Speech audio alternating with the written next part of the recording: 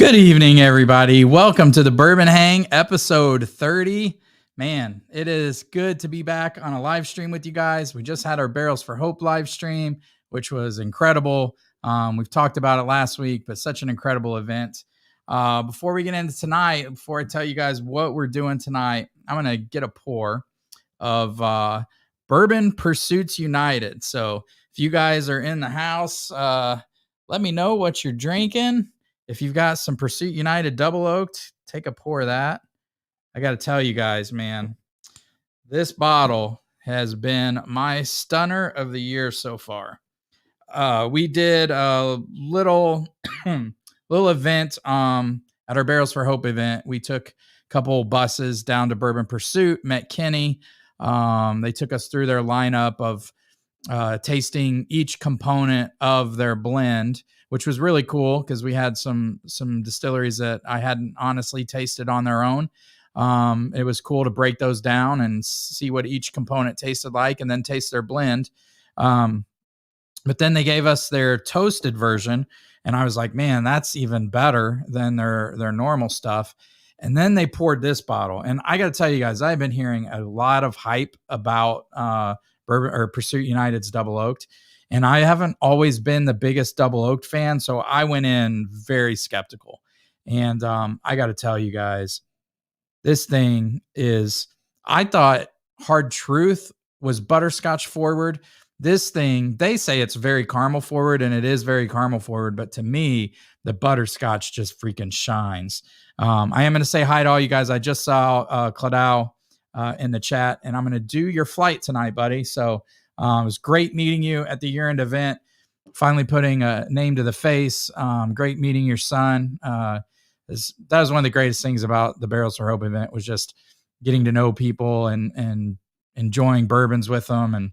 And this one, man, this Pursuit United. So you guys know that when I review my whiskeys of the year, I have to have found it on the shelf and have to have bought it near MSRP. So usually the highly allocated stuff is kind of out because unless I call in a favor, I'm not going to get it. But it does sound like I'm getting a Russell's 15. But that's neither here nor there. This is, I found it at the distillery. So if you can get it at the distillery, if I bought it on the shelf near MSRP, it qualifies, and this does. And for the price and the taste, this is in my bourbon of the year running, man. That's how good it is. And it just gets better and better. The nose is freaking insane, man. It's so good. So cheers to all you guys. Thanks for being here tonight.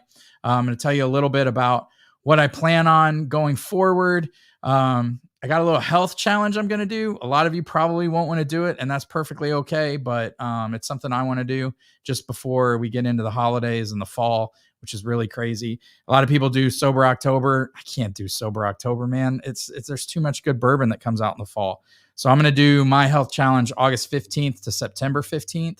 For those of you that don't know, I used to be a personal trainer a life ago and had a fitness community of like 3,000 people that I helped. I was on in Men's Fitness Magazine. You could search my name and Google it, and you'll see my before and after pictures and all that stuff. I won't bore you with all that, but I do know how to lose weight when I have to. So I need to lose some weight. So I'm going to do that. We'll talk about that later, though. So let's get into this Bourbon Pursuit. Cheers, everybody. Oh, gosh, man, they hit a home run with this blend. Man, it's so cool when, you see some guys that have done a bourbon podcast and they start their own distillery and they actually know what they're doing, man. This stuff is fantastic. It was really cool to meet Kenny too. I didn't get to meet Ryan, but I did meet Kenny. It was a little surreal meeting him because I only listen to him while I'm mowing the yard. So to have him standing there in front of me, I felt like I should be mowing, but really nice guy. Let me say hey to some of you guys in the chat. Mike Booth, what's up, buddy? Cheers, man. Mike B is in the house. Whiskey Nose, what's up, Marty? Hope you're doing well, bud. Edward Young's in the house. What's up? What's up, bud? Philip, of course, Claddaugh. Ron, I hope I could say your name, Claddaugh. But anyway, he sent me a flight, and I'm excited to taste it because he showed me some pictures of his bar, and oh my gosh, his home bar is insane. Corey L. Corey's in the house. What's up, buddy?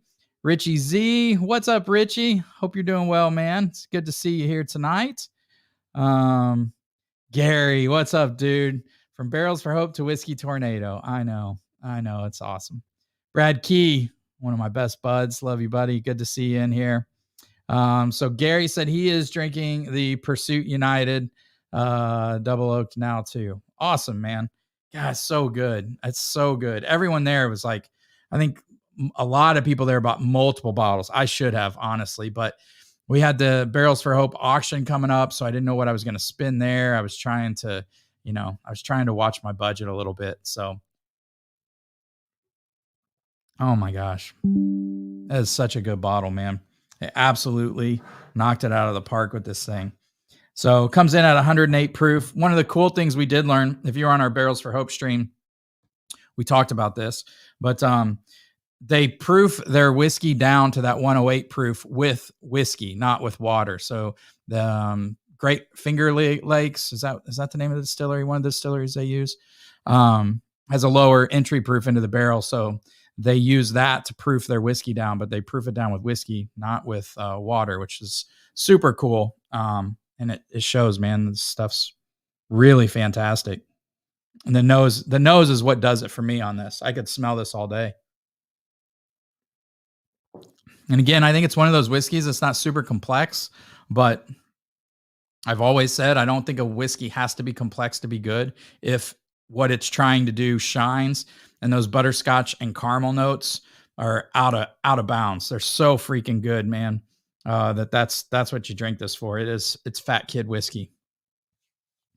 So Brad Key said he's sipping on the Four Roses Barrels for Hope pick. So I just had some of that during the Barrels for Hope live stream, and man, it's ridiculous. I was getting tons of cherry on that, tobacco, which I didn't get when we picked it, but the tobacco notes were really coming out on that. That Barrels for Hope pick is absolutely crazy. So couple things I want to talk to you guys tonight before we get into, let me put this up so you guys, people that are just hopping on, know what I'm tasting. So that's what I'm tasting right now. I think it was a $70 bottle, somewhere around there. But one of the things I want to talk to you guys about, I think going forward, there's a lot of channels that do live streams weekly. I don't know that I'm going to be doing them weekly. I think I'm going to do them immediately preceding the Barrels for Hope live stream. So I think I'm going to do just like we do in Barrels for Hope. The last Thursday of every month will be a live stream. I think I can make it more entertaining that way. I can schedule guests that way. I can do more giveaways that way rather than doing it every week. I need to get caught up on the giveaways I've done in the past. So I think I have like 3 shipments to get out, which I will get out to you guys. It's just been crazy because after the year-end event, we got COVID. I think like at least 10 people I know at the year-end event got COVID. So it may have been a super spreader event. But I think it'll be a lot better if we do tastings, some blind flights, bourbon news, and then also some giveaways. But then I just do it once a month for you guys, along with my reviews, which I'm going to try to get out more often than I have been. But honestly, there haven't been a ton of things that I've found on the shelf that I've really, really loved. If I do, you guys see the reviews. Those are the bottles I review. This thing I will be doing a review on. I've got some other ones I'll be doing reviews on because I have found some pretty good bottles lately. So yeah, I think that's what we're going to do going forward. One a month, and then I can schedule guests. So it's probably going to be I'm going to go dry from August 15th to September 15th and take some time to just focus on working out, not drinking, dropping a few pounds before the fall when I really love to drink. And that'll be before my birthday. And we're doing a Nashville Barrel Company pick. So it'll be before that. That's a good chunk where I don't have a lot going on. I can really focus on my health for that month. Then on August 29th, we'll do a live stream, probably, September 26th, we'll probably do a birthday. That'll be my birthday live stream. So I'll be 48. So I would love to have some guests, some of the crew on for that, share some good pours. That would be a lot of fun. October 24th or October 31st. is going to be a special live stream, because that's our Halloween live stream where me and the guys dress up. One of my favorite live streams all year, but it's also my 5-year anniversary of being a channel on YouTube. So that's pretty cool. So that'll be really, really fun. And of course, we'll do one in November, December. I haven't decided if I'm going to do advent calendar this year or not. With all we've got going on with Barrels for Hope and all that, it's a lot. So just trying to make sure that I don't put too much on my schedule. Sweet Oak is here. What's up, man? Founders pick. Awesome. That's the Elijah Craig Barrel Proof Barrels for Hope pick. Corey, I was really wished I would have picked up the okay. I was like, what's Poodoo? You didn't grab one? Oh man, you should have grabbed one. Terry, hey everyone, what's up, dude? Terry said, I didn't have COVID, but had something just like it. It sucked. Now my wife has it. No fun. Oh man, I'm sorry, man. Brad Key says dry. What the hell is that? I know it's been a long time since I've had a dry month. I've done dry weeks, but a dry month has been a while. So, all right. Next on the tasting. If you guys haven't had that double oaked, you need to get it. Trying to see what I want to do next. Let's do. We've got Little Book Chapter 8, which I'm going to taste through here in a minute. This is. Let me see here. So this is. If I can read it, I have not had this. Bear Wallow Distillery, Liar's Bench. This is a straight rye. This is barrel proof, so it's 124 proof. So that's what I'm going to be drinking next. This was sent to me by Liz. So Liz Broughton, she was at the year-end event. Actually, she brought these to the year-end event for me. Thank you so much for the samples. She's awesome. I love that lady. She's just so cool. It's a little bummer. She's afraid of heights, so she couldn't go up to the bottle shares. That bummed me out, but we got to spend a lot of time together. It's fun. Let me rinse this out. Then we'll taste this. I'm excited to taste it. I've never even heard of this distillery. I don't even know where they're at or what they're about. Have you guys had them? Some of you guys are way more up to date on this stuff than I am. Whiskey Nose says Advent is too much work, to be honest. Yeah, it's a lot of work, man. It's a lot of freaking work. Doing a video a day for the month of December, honestly, makes December not as fun to be. I mean, that's not true. I mean, I love drinking and doing live streams with the guys and tasting a bunch of cool whiskey. That part's a blast. But it's a lot of work to get those edited and make sure they're out every day. And I just don't know that I'm going to have the time this year. Gary Botchman said, and my second grandchild is due on October 31st, a Halloween baby. Oh, nice. Nice. Congrats, Gary. That's awesome. Richie Z, Lance, your YouTube reviews have always been awesome. Keep it going. Thanks, man. Yeah. I mean, I don't put out as many as a lot of the other channels. But when I had a humongous fitness community on Facebook, 10, 11 years ago, we had like two to sometimes 5,000 people that I was helping with workout plans and meal plans and all that stuff. I was doing videos every day and all that stuff for them. I wasn't the best at managing work and life and fun hobbies and that kind of stuff. So I'm much more aware of it now. And so family's always first for me. That's going to be first. I've got to put them first to make sure I spend time with them. And so I'm not doing this to make money at all. It was a great means to start a charity organization. And, we were so excited to donate 40,000 to charity last week. And we've already got NBC donated a barrel to us. We did a barrels or Four Roses pick that, that brought us another 4,500 for charity. And we did an auction that brought us another almost 12,000 for charity. So we're off to a great start this year. And as if I can just have great pours with you guys and have fun doing a channel and give back, that's all I need from this. So my goal isn't for views necessarily or likes or subscribers or anything like that. I'm good where I'm at. I just want to review whiskey and put them out as I can and it not be too burdensome. And as long as I'm having fun, man, I'm going to keep doing it. So thanks for that, Richie. Oh, this smells really good. Actually, there is a little bit of craftiness in there. There's a little bit of that fresh cut wood. Very citrusy though. Very like almost like a lemon pound cake, some kind of other herb in here. But there is a heavy fresh cut wood note in here. So we'll see how that goes.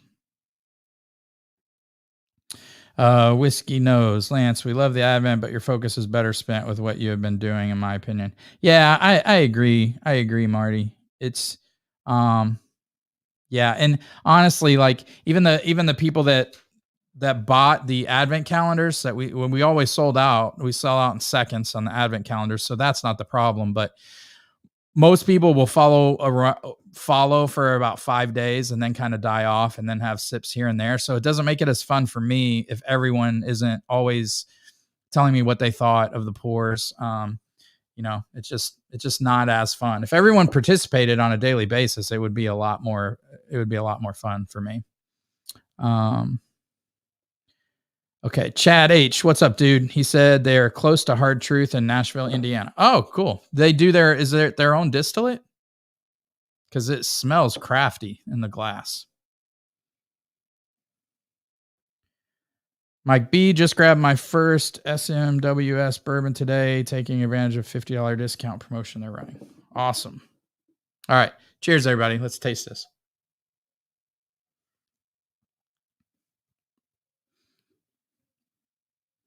Oh, that's really nice. Wow. It drinks a lot less than its proof. What's great is those crafty notes do not stand out on the palate. I really thought they were going to after nosing that. Yeah, if anyone knows the cost on that, let me know.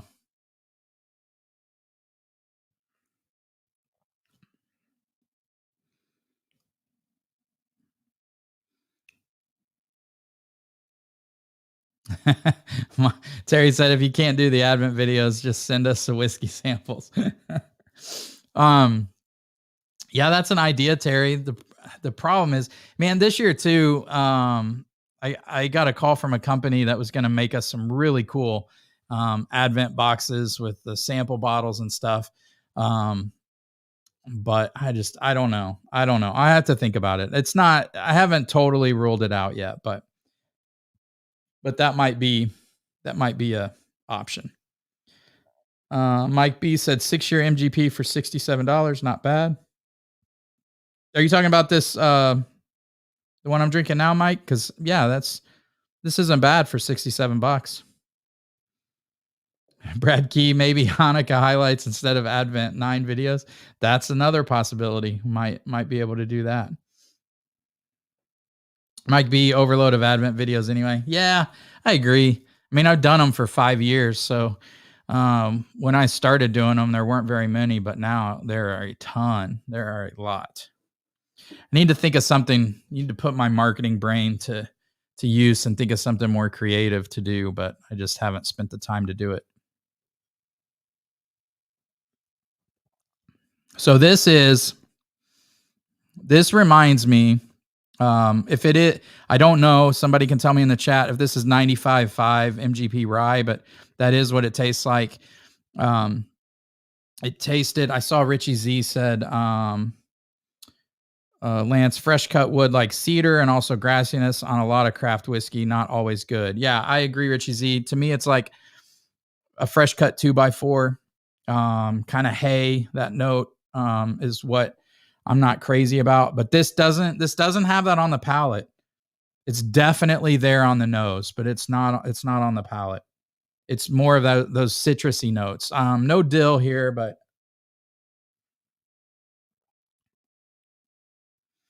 there's a little bit. of that craftiness, which makes me think that this might be their own distillate. But it is very like lemon, lime, kind of lemon, vanilla cake-ish on the palate. It's nice. It's just the thing that's amazing is it drinks so far below its proof. Like if that's 124 proof, man, I would not know it. All right.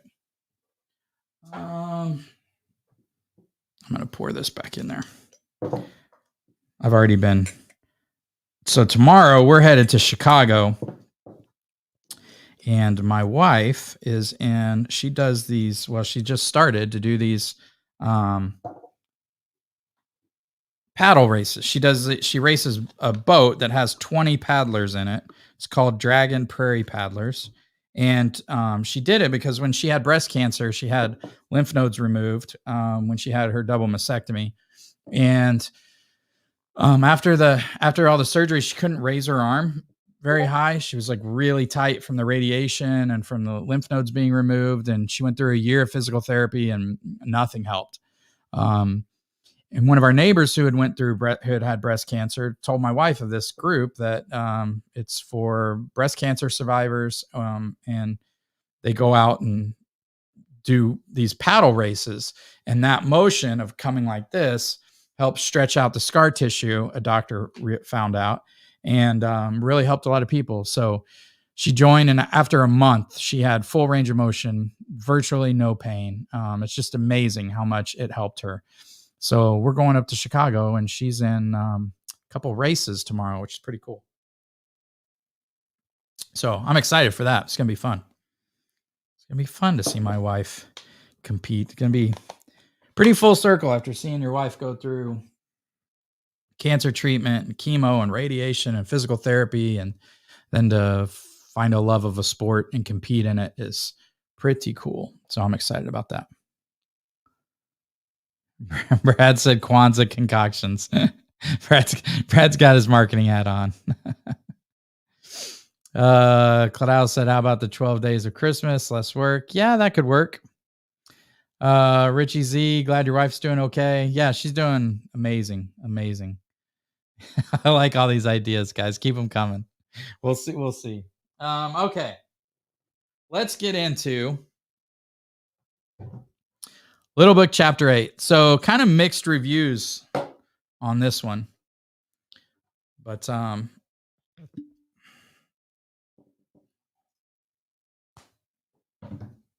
I was super excited about this. In one of the past live streams, I was telling you guys, this was on my hunt list, bottles I was hunting for. So I was super excited that we found it. Price tag's hefty. Price tag's definitely hefty on this one.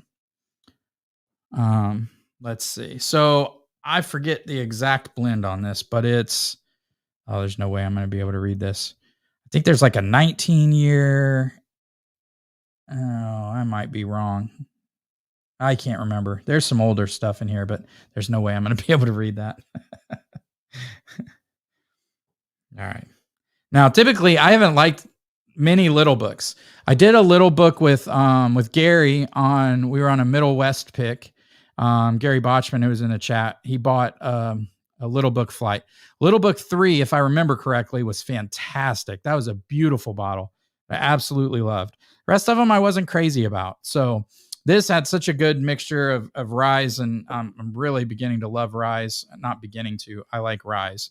I was really interested in this. So on the nose, it's much more citrusy than I would think it would be.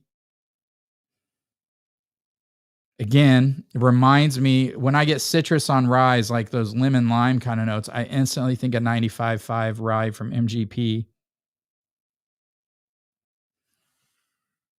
There's a little bit of that like peppermint oil kind of quality to it. But under that, there is like this rich kind of dark tobacco, which makes me excited. So when you first get into the glass, it's more of those bright citrusy kind of notes. As you get further into it, it's definitely like starting to pop with the tobacco, dark caramel, that kind of stuff. The nose makes me think this is an $80 rye, not $150 rye. So let's taste it. Cheers, everybody. Oh, yeah. There's some complexity there, man. So I'm going to have to take a couple sips of this because there's layers to this thing. It's definitely way more complex than what I just tasted from Bear Wallow Distillery. Really creamy. There was like a vanilla custard kind of quality to it that I loved. I'm curious, have you guys had this? Have you had Little Book?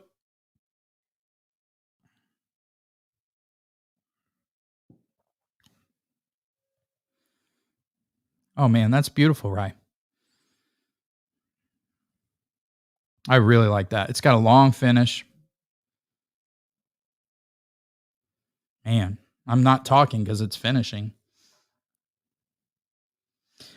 So the citrus qualities that I was getting on the nose are not as youthful on the palate. They're a little more developed, a little bit deeper, richer with that like lemon lime. You ever had those Aldi has this like 7-Up cake, and that's kind of what this has. It's like this 7-Up cake, but with a layer of like rich caramel and tobacco.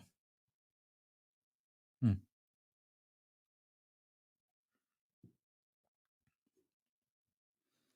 I'm digging that. That's really different and unique, but I love it. That's nice. Let's see. Richie Z said, "Isn't Little Book 8 mostly rye blend?" Yeah, I think it's all rye. It's all rye, Richie, as far as I remember. Claddaugh said, "My sister had a similar surgery last year. Doc suggested rowing. Oh, nice. She has been using a rower for the last 10 months with great results." Yeah. So to that point, Claddaugh, so we have a rower too. We have a Concept 2 where you just, pull back and lean. But my wife had used that and it helped a little, but even more so was like from the side where she like reaches out and then pulls back. Um, that provided more of a stretch and I think helps break the scar tissue up even more. So, I if your sister can look for dragon paddlers, see if there's a group in her area. It's a 501c3 non-for-profit organization, but it's really helped my wife. So, let's see. Sandeep Chima. Hi, everybody. What's up? Cheers. I haven't seen your name in here. Mike said Festivus for the rest of us. I freaking love Seinfeld, man. Let's see. Gary. Yeah, there's Gary. He says Booker will always love my little book. Oh. Yeah, man. That Little Book flight was fun that you had. All right. So for me, guys, I don't know that this would be for everybody. But for me, this is a buy. I like it. I like it a lot. I don't know if everyone's gonna like it as much as I am. I would not pay over MSRP for it though. It's like right at my limit, but that's a good complex rye, I think. All right. Next. I hope this doesn't just totally blow out my palate. But Liz also at the year-end event brought me Night Stalker Batch 2. So we'll get into that next. Oh, you know what we got to do though? My good buddy Corey's in the back in the green room. And he was going to come on last week and talk about the year-end event. So we'll bring him on for 10 minutes or so and have a pour with him and see what he's up to. What's up, dude? Hey, how you doing? Great. How are you, man? Good.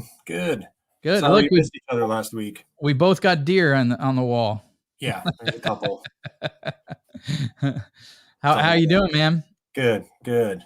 What are you having tonight? Well, I sent you that text about picking up that Russell's 15, and so what I haven't done is I want to grab the Russell 15 and compare it to the single rick house, the CNF. So I've got both of those models here. You're swinging big tonight. Well, yeah, I want to compare between the two of those things. Cool. Let's do that while we talk about the year-end event. Yeah. Did you have a good time? Yeah, that was it ended up being far better than I thought it was going to be. Going to it and only knowing some people by name online and not having faces to the names of people and not really knowing anybody other than coming to see you, and so showing up there, it was far better than I anticipated. My wife she even to this day was talking about it. Somebody else had asked her about how the weekend was, and she's just raving about it. She thought it was great. Just meeting a lot of cool people, meeting different, and we've even now just messaging somebody right now in Discord, sending me, Rick is sending me messages, and that's awesome. We meet some other people and made some good friends over the weekend, Heck yeah. I heard from a lot of wives that they're like, oh, I get it more now, I get the love of bourbon more. Yeah. I mean, the bourbon's fun, but it's just a conduit to relationships. And then if we can, do something as amazing as donate 40,000 to charity, that's even better. Did we seem too sappy for her? Were we crying too much for your wife? Well, here's the deal. Like, she was sitting over to my right, just, at the table, slightly back from me. So I'm right in the middle, right behind Josh's table. That's where we were at.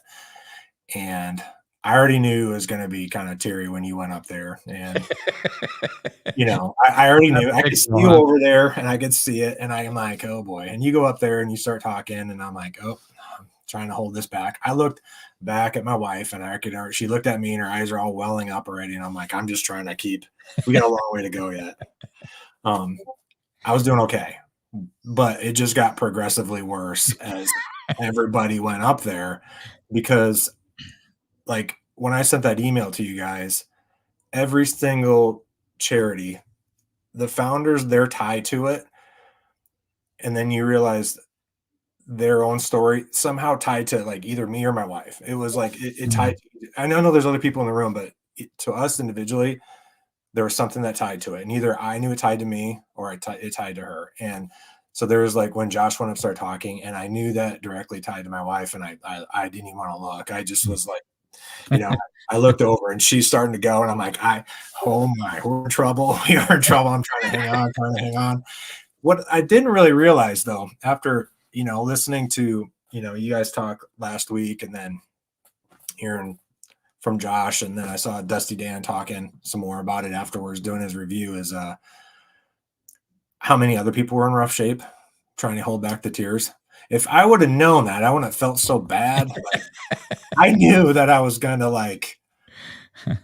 get to ugly cry stage if I would have opened up the door. That's what it was gonna end up being. And I'm like, man, I didn't want to get to that point. So yeah, it was really awesome to hear everybody's story at that point, to their charity and their personal tie to it.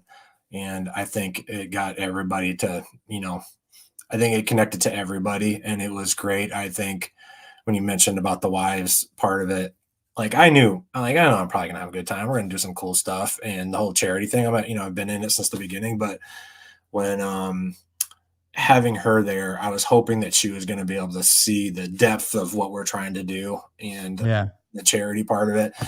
And yeah, not only did she get it, she loved it. Awesome. Loved it. So total supporter and all that. And she continues to rave about it, talking to other friends and family about the experience over the weekend. So it was really good. Really good. That's awesome. Well, first of all, thank you for such a kind email. That was awesome to read, coming off the heels of that event. Really kind of tied everything together for us and makes all the hard work worth it. But just what kind of amazed me was thinking back, like the organic way that Josh and I started talking about this, but then we all started picking our own charities, not realizing, not even thinking about how they would be like interwoven, and really not thinking about, we never thought about how we never thought, let's pick charities that affect the most people. That's not what we thought about at all. We just thought, let's pick the charities that matter the most to us, that have affected us the most.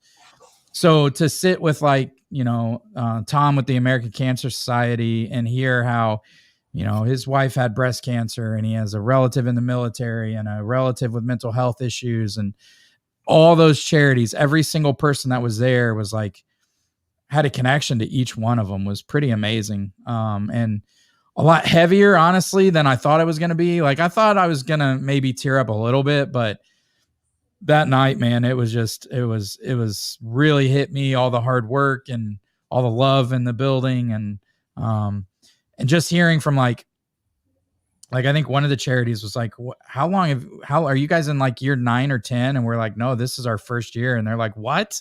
How is the organizations aren't ran this good in 10 years. And so that was really cool to hear. And even, I think Tom with American Cancer Society, they go to so many of these things, you don't, I'm sure it gets a little monotonous for him. And he was like, this is one of the coolest events I've ever been to. And I'm not just bullshitting. It was pretty amazing. So that made me feel really good. It was really a cool thing.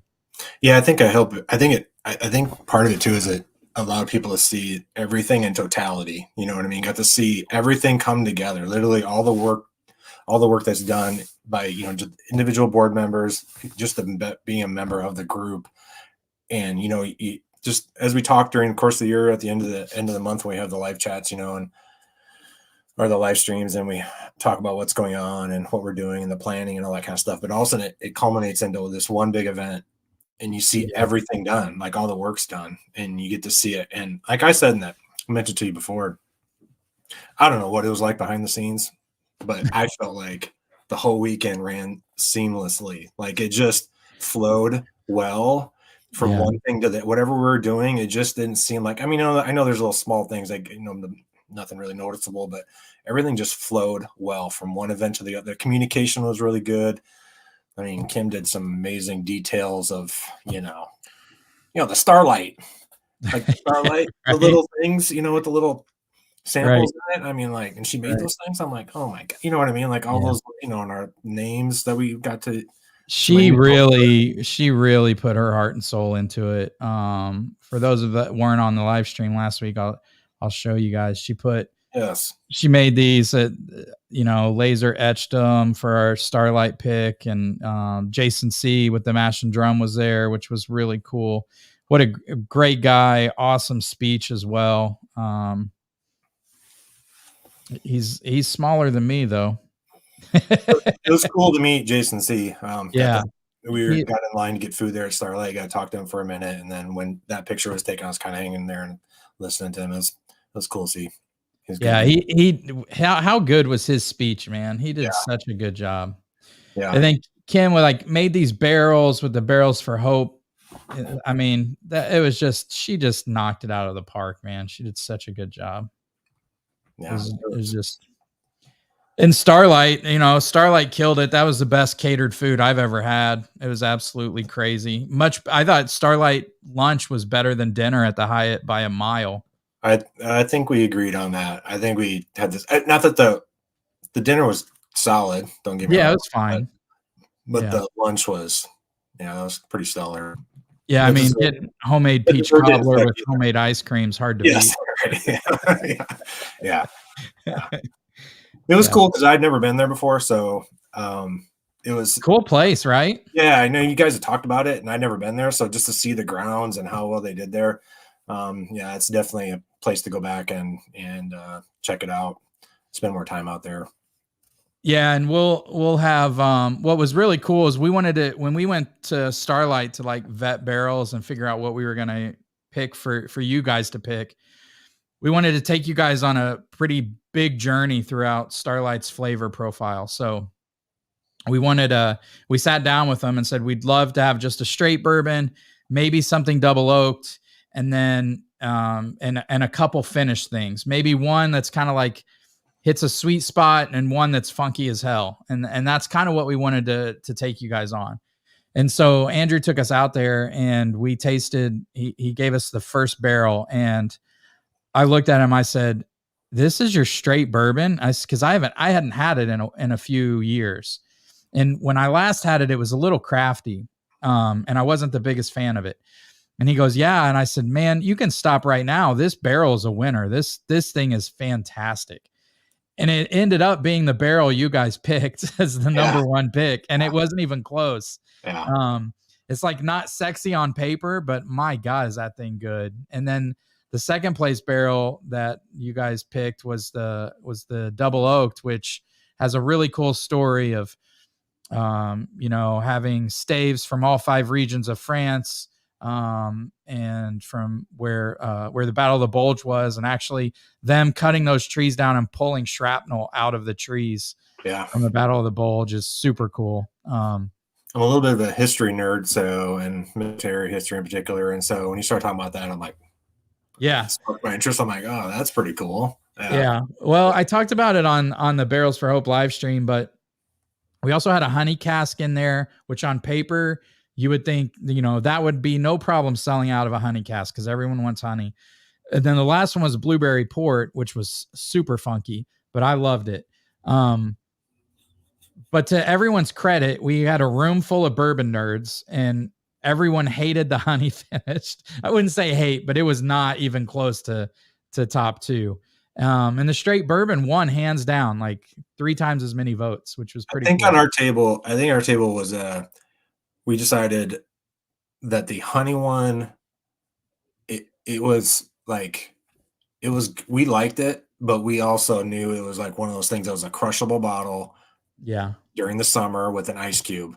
Like if you had it sitting at the table in about 20 minutes, we'd have it cleaned out. Right. But it was distinctly different. I knew it, just from the smelling, I knew what it was.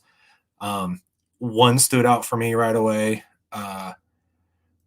I actually, for some reason, I was mad that I didn't like the double oaked. Oh, really? Yeah. I depending on what it was. That's why I'm really interested in that Pursuit United one. Because there's some ones, the double oak, that I really like. That's why that one didn't stand out for me as being something I really liked. The blueberry, that was probably a quick 4th place for me. But the thing is like it was 4 distinctive different barrels that was sitting there in front of you.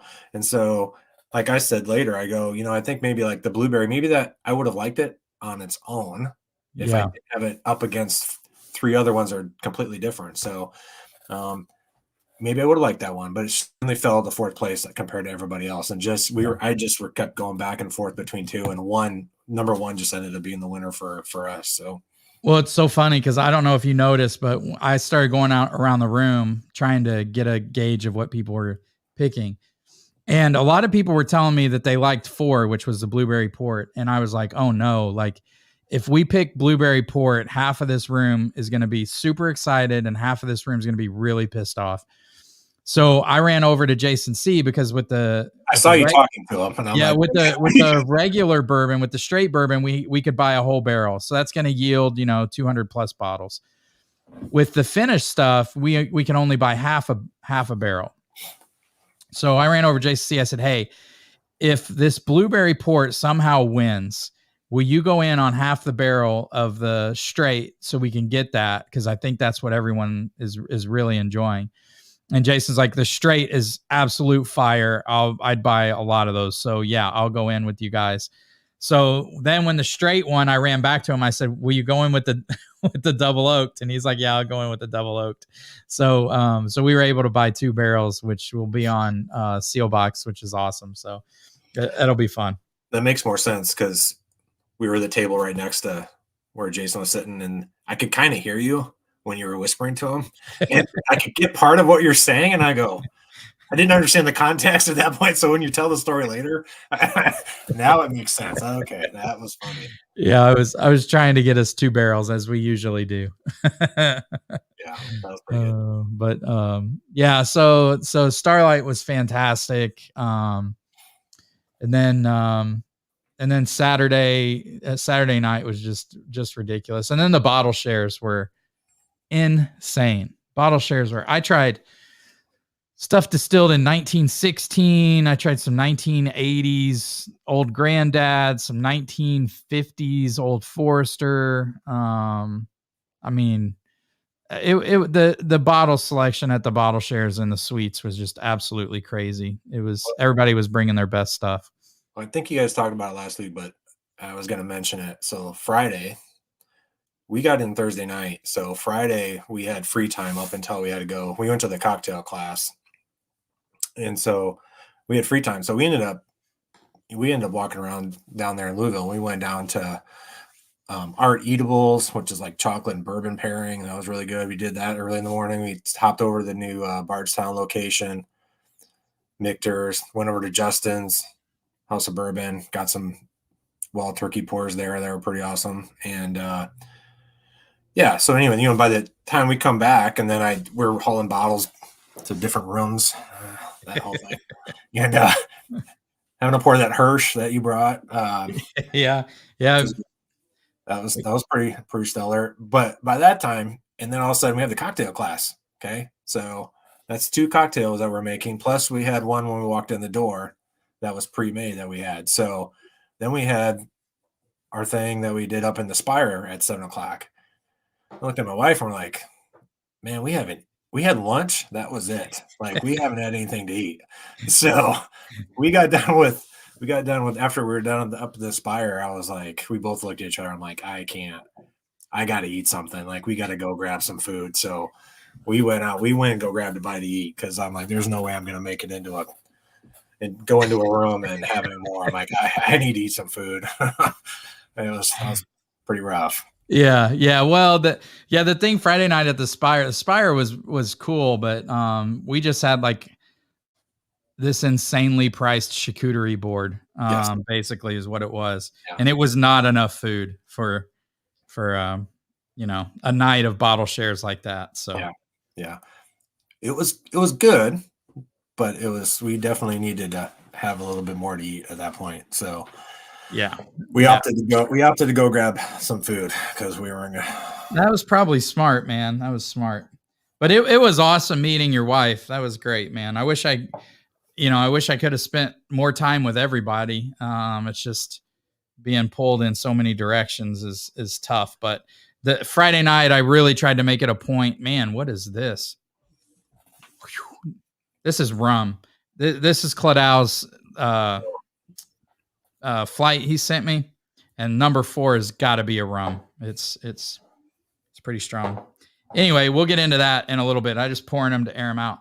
Sure. But yeah, Friday night I tried to really make it a point to stop by every table in the Spire and talk to people and say hey, and because I knew I was going to be pulled in so many directions all weekend, but it was just a great time, man. It was I keep saying it over and over again, and it's not hyperbole. It was next to like my kids being born and my marriage. That was one of the coolest weekends I've been a part of. Just a year and a half of hard work and having a vision and not trying to make everything perfect, just jumping off the cliff and going for it and seeing it, everybody support it like you guys have, and hearing stories, Make-A-Wish kid telling us thanks for his trip, and Folds of Honor supporting 2 scholarships for that lady's kids, and just unbelievable. It just made me feel really good. And then all the love everybody showed Renee was just amazing. It was just a really amazing weekend. Yeah, we donated money to those charities, and that's great, but it's just a little bit extra special when they're telling you like the money that was donated went, could pay directly towards, somebody's Make-A-Wish, or it went to Twitch scholarships. You know what I mean? Like it's almost like that direct, you can see where that money's directly going. Yeah. That's really cool. That made it special for sure. Yep. Yeah, that was really nice. So let me get to some of these comments here. Claddaugh said chapter 8. Oh, it's 18 high rye. Oh, 18-year high rye bourbon. 11-year Kentucky Rye, 7-year Kentucky Rye Malt, 5-year Kentucky Rye Family Style Rye, 5-year Pennsylvania Family Style Rye. Wow, what a crazy blend. 4-year Kentucky Straight Rye. It's good, man. I liked it. Brad's still giving me suggestions, sexy Santa selections. Brad, nobody wants to see that. maybe after this monthly challenge. No, I'm just kidding. Nobody wants to see that. That'd be a charity, raise money. Yeah. Oh, yeah. You guys have to really pay up for that. Yeah, they want me to bedazzle some Speedos. Richie Z said Jason C is amazing. Yeah, I wish, we didn't record much at the year-end event, and even though like Josh and Aaron have done professional photography, we really wanted to be in the moment. So we even talked about in our Barrels for Hope meetings that we weren't going to be taking many pictures or doing much video. We just wanted to be in the moment, and I'm glad we did. So yeah, I was kind of the same way, where my wife will take pictures and stuff like that when we're doing things, but I like to be in the moment and not do it. But then later I'm angry because I wish I would have had better, video or pictures of what we did, Yeah, I'm good with just being in the moment though. It was a pretty amazing night. It was very cool. Philip Travis said Blueberry Port was his number 2. Jason Kreiner said Starlight thumbs up. Oh, he also said that Hirsch was amazing. Yeah. So, Richie Z, I brought a Hirsch, single barrel that was Willet Purple Top. But it was like a almost 7-year, 138.8 proof. That's just phenomenal. Lance, was that just the straight bourbon, or was it a double oak?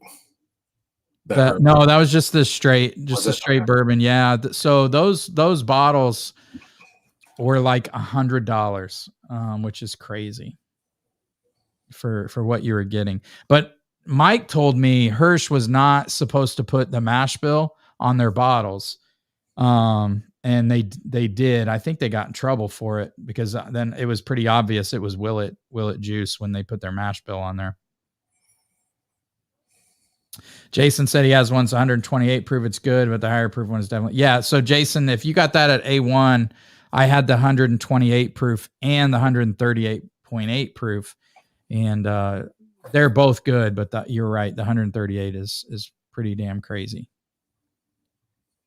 Top Dog's in the house. What's up, dude? Cheers, man. Richie Z said life is really just being in the moment. Yeah. And in today's world, you really gotta force yourself to be in the moment and put your phone down. And Lance, have you had the CNF single rick? No, I haven't. Okay. So I'll tell you guys, Claddaugh sent me this letter. It says, greetings from Farley's Pub. And if you know Ron and you've seen pictures of his pub at his house, it's insane. Hope all is well. Sorry for the delay. As mentioned, here are some pours I wanted to share with you. The key to the pours is stapled sheet in this package. It is your choice to do the flight blind, or know what you're drinking. We're going to do it blind. It's stapled. I think you can see the staple. Maybe. Anyway, hope you enjoy one or more of them. Be well. Look forward to seeing you at the Barrels of Hope event. I've been wanting to meet him for so long, because he's such a cool guy, such a nice, gracious guy, that it was great to finally meet him and put a name to the face. So yeah. Corey, if you want to taste your wild turkey while I do this flight, that sounds good, man. Yeah. By the way, the Night Stalker 2, I think I liked batch 2 better than batch 1. And I liked batch 1. I don't know what the Night Stalker runs. If it's $80, it's a buy. That's a good bottle, and it's a great blend. Bourbon Junkies, or what's their distillery now? It's not Virtue. It's like North Spirits or something like that. I can't remember. Anyway, Night Stalker 2 is a buy if it's around that $80 mark. That's a great blend. They did a good job on it. I didn't say that. All right. So I'll have to taste these. I don't want to open this till the end. So, ooh, man, this glass one smells good. Proof. I'll do proof, distillery, age, and what I would pay. How about that? We'll do that for each of these. Evernorth. Thanks, Top Dog. Evernorth. That's what it is.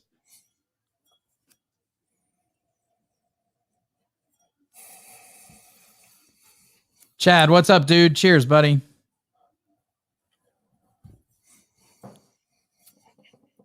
So you're tasting Russell's 15 against CNF. Okay. That Russell's 15 is crazy good. Have you tried it already? That's what you have you? I think I've got a bottle coming. Okay.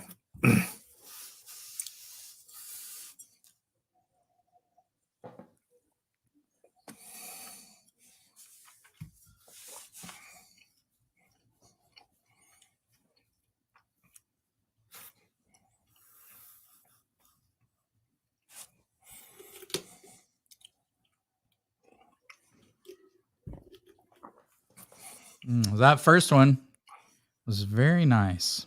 A little honey forward.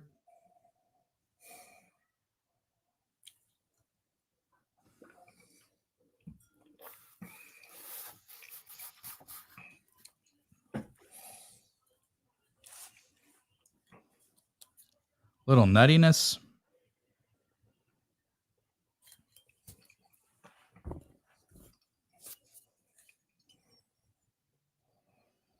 So I briefly talked about from August 15th to September 15th. I'm going to do a dry month and try to lose a few pounds before the wonderful bourbon fall season. I'm not like sober October. Who goes sober in October? It's the best time for bourbon. It's fall. It's, give me chili, give me barbecue, give me bourbon. I cannot, I'm not gonna do that to myself. But August 15th to September 15th, I don't have a lot going on. So I think I'm just gonna focus on health for that month. So I don't know. I'll probably shoot a few reviews and space them out through that time. And then, since now I'm going to probably do one live a month. But that way I can give out lots of samples and giveaways and stuff on my one live stream a month. I think that'll be better. Cause I love bourbon, but man, I gotta keep my health in check too. So, So not that you have to disclose it, but is it a certain amount of LBs that you're trying to lose, or is this just an overall how you look? No, I don't care about the way I look. I'm good with that. Whatever. My wife thinks I'm sexy. So my wife thinks I'm sexy, so it's fine. But no, as I used to work in a gym all day, every day and train people, and, used to not drink bourbon at all. And lately I've just found like my appetite is out of this world. I'm like starving all the time. I've definitely added pounds. My blood work is still surprisingly really good. Like my cholesterol is like 138. I think when I had it checked, I have more blood work coming up Monday, Tuesday, I think is my appointment. My physical went good, but my blood pressure is getting a little high, and I'm sure that's because of alcohol and added pounds. So I just want to make sure that I don't know. I want to just reel it in a little bit before the fall. Make sure that I have a month of not drinking and eating good and just trying to lose a few pounds. So just to be, even if you're drinking, I think we should still focus on our health. Because I love all you guys. I want all you guys to be here as long as possible. And, you can go in, and if you're not getting your blood work checked, not to preach, but you should really get your blood work checked. Make sure your liver enzymes and all those things are good, especially if you're drinking. So mine have always been really good. It's just, I just want to lose a few pounds before the fall. So just reel it in, just reel it back a little bit. I'll do that with you. I'll take the same dates. I'll take the Yeah. same dates. Yeah, I'll do the same thing because I've been on a journey to get back in shape too because of post surgery that I had. And I'm telling you what, the worst time for me is Thanksgiving and Christmas. That month, I love food. That's one of the best food ever, man. You Dude, know? I'm not gonna not drink Thanksgiving or November and December. You can fuck off. Yeah. Yes. So yeah, I got to be really disciplined during that time period. Otherwise, I could, not good for me. So Corey, I don't know if you know my story, but I was in like Men's Fitness magazine and filmed for P90X infomercial and did all this, had a crazy transformation back in my 30s. And I helped a guy lose 400 pounds, which was insane.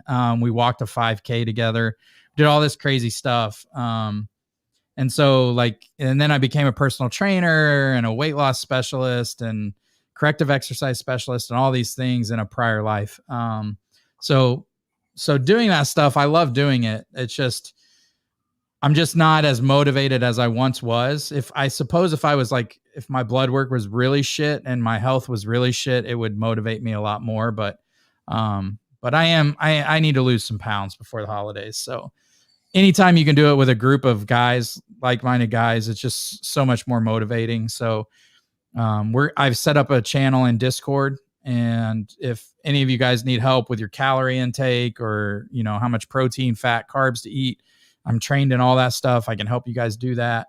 But I'm just going to post a couple times a week, what I'm doing, how the weight loss is going, how I'm doing with drinking or not drinking. And just kind of cheer each other on for the month, even if it's only two of us. I think we should do that every once in a while, not, and again, not to preach to you guys, because I don't need to preach to you guys. You're all adults, but I think it's good to think about. Yeah, you kind of mentioned about that a little bit about your past, but every time I talk about it, I'm like, I'm going to come back and ask you some more questions about that. So, but now that you say all that, might have to chat offline a little bit more about that. Yeah. I mean, I could show you before and after photos of people I've trained. It'd blow your mind. And mine, I don't know if I don't want to show mine. I mean, you can search my name on Google. A fun fact about me: at one time, if you searched morbidly obese, I was the #1 search result on Google. So Men's Fitness magazine, I got a call. This was, 10, 12 years ago. I got a call from some guy in New York, and it was Men's Fitness magazine. And they had heard about my story online or something and did a story. And so they titled the article something about being morbidly obese. I wasn't morbidly obese, but that's what they titled the article as. And so it hit, since they had such a reputable site at that time, it hit all the search engines. And so my picture was the #1 search result for morbidly obese.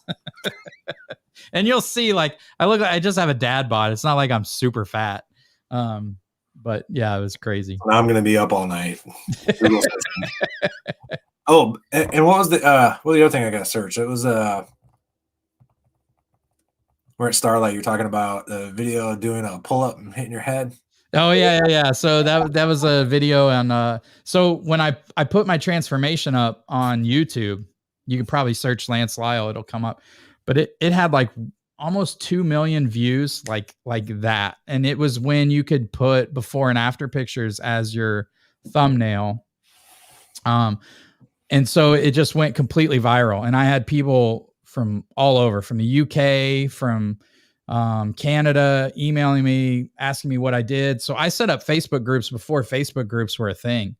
Now I was like, I can't handle all these emails, so I'm just going to set up a Facebook group and I'll help you guys all through that for free. And so that grew, and then we started doing fitness retreats here in Champaign, and kind of centered it around they do a marathon here. So people would come in. We had a huge event where we rented out a gym and we had like this big group workout, and then we'd all do a 5K together on Friday night, and then we'd all do a half marathon or full marathon together on Saturday. So we had all these people coming in. We had people flying in from the UK, which is absolutely crazy, to run a 5K or a half marathon with us. It was really cool. It was a lot of fun. So when they heard I was starting a bourbon channel, they're like, "What the fuck, dude? you're just into health." Yeah. Whatever. So I'm always going to follow my passions, man. Let's see. Top Dog said, Lance, if we would have opened the envelope in the beginning, we would have went further in Dusty Dan's competition. Oh, yeah, that's true. That's true, Top Dog. Henry Turner said a sober month is good for the soul. I usually dry out 1 week each month. Yeah, I think that's a good thing. You got me thinking I may do dry month of August. Always searching for a snack before bed and always wanting toast. Yeah, I know, man. I'm with you, dude. I am with you.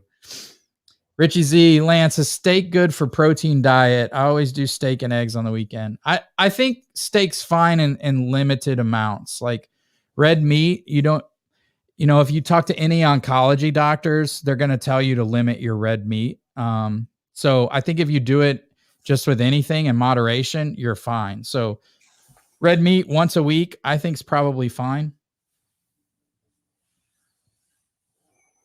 My blood work came back excellent. My doctor said to me, "I can't believe you're still fat." That's pretty much what mine says. Brad Key said, I first of all, one of the best guys in the world, but he looked great at the year-end event. He had lost like 60 pounds. He looks freaking fantastic. Oh, really? And I want that guy to be here for a long time. So that was exciting.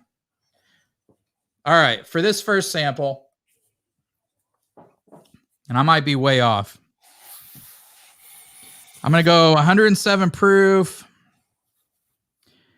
I'm getting a little bit of nuttiness, so I'm going to go Beam. I'm going to go 7 years, $75.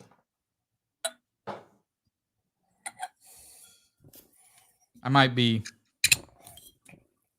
way off. Don't judge me, guys, if I'm way off on these. I've had a lot of bourbon tonight. Hey, I'll get you if you don't get one before that, I'll get you a sample of the CNF. So that'd be awesome, man, dude. I'd love that.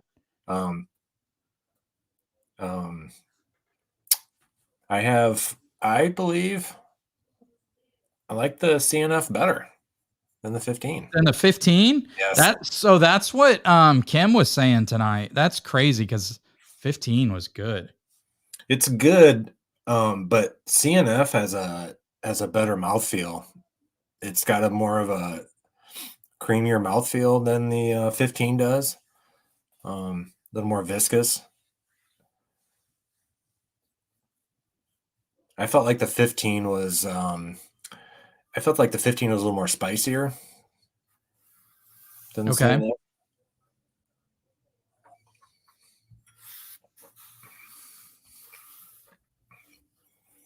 Oh man, this second pour was really good. I'm excited to see what these are.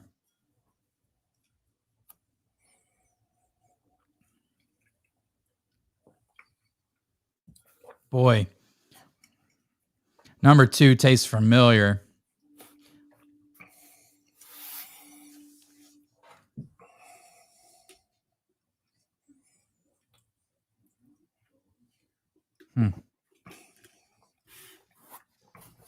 Claddaugh says, Lance, how about a fitness weight loss challenge for Barrels for Hope and the money can go to charity? I'd be up for that.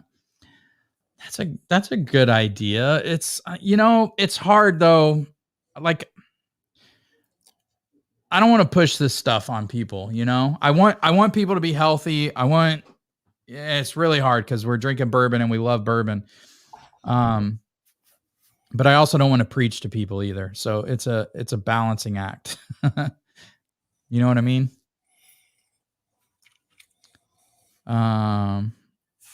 So yeah, if you guys want to join my Discord, if you're not in Discord already, I have a fitness challenge tab. We'll start August 15th. I'll be happy to help you guys with, you're setting your calories and your macros and all that stuff. Brad Key said, I feel so much better after weight loss. That is the main thing for me, being healthy and feeling good. Yeah, absolutely, man. Plus, buddy, we need your amazing face for years to come. So some weight loss, strength training, and some mobility. I'm about to turn, I'm 49. I'm about to turn 50 in January. And man, I'm telling you what, just having that strength and mobility, you don't recover the same. Things hurt more, and having your body be able to move more freely like it should makes a big difference. So losing weight, yes, that's great, but don't ignore the other things. Yeah, in my crazy days, I work out, 6-7 days a week. I was benching 315, squatting 375, deadlifting 425. And I was every day an hour to 2 hours working out, super crazy about nutrition. I would even bring Tupperware containers. If we went to my in-laws, I'd be like, no, I know you put butter in that shit. That's how crazy I was. And I had an amazing transformation, but that's really hard to keep up. And especially when you get older, like as you get older, you have got to adjust there's only so many pulls in a rubber band, right? So I can't work out 6 days a week anymore. I can do 3 to 5, and I think that's fine. If you're going for aesthetics, you've got to work out 5 to 6 days a week. You got to be super. But if you're just going for general health and feeling good, you don't have to go to the extremes. Do your resistance training, get some cardio in, get some mobility, do a little bit of yoga mixed in there. And then just make sure your number one, your calories are in line, and then you're getting adequate protein, keeping your carbs lower, getting about 25 to 30% fat, and then getting, for guys, about 30 to 40 grams of fiber a day is good. If you can do those things, keep it simple, you're pretty good. But the problem is, it's like, man, I don't want to pat myself on the back, but I'm a freaking great cook. And I love some food, and I love some bourbon, and I love hanging out with the guys and drinking and eating. So. Yeah, that's what I love food. And I try, I was more disciplined a couple of years ago, and I was really trying to get in some of the best shape I've been since, I don't know, high school, but really disciplined about what I was eating. And it wasn't just necessarily about watching everything and trying to count nothing. Just wasn't trying to count all that stuff. It was just being more disciplined about like portion control and what I was eating, and staying away from other stuff. But, man, I like, love some chocolate, love some good food like that. But sometimes I just need a bite.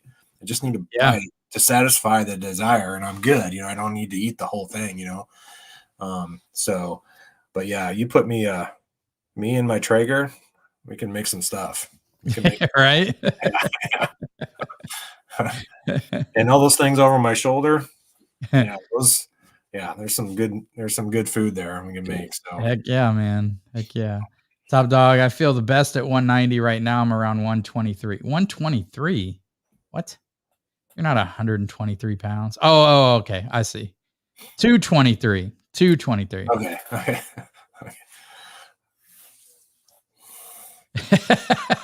Top dog, you need to make me a mod so I can delete my post. I'll definitely make you a mod. I just have to figure out how to do it.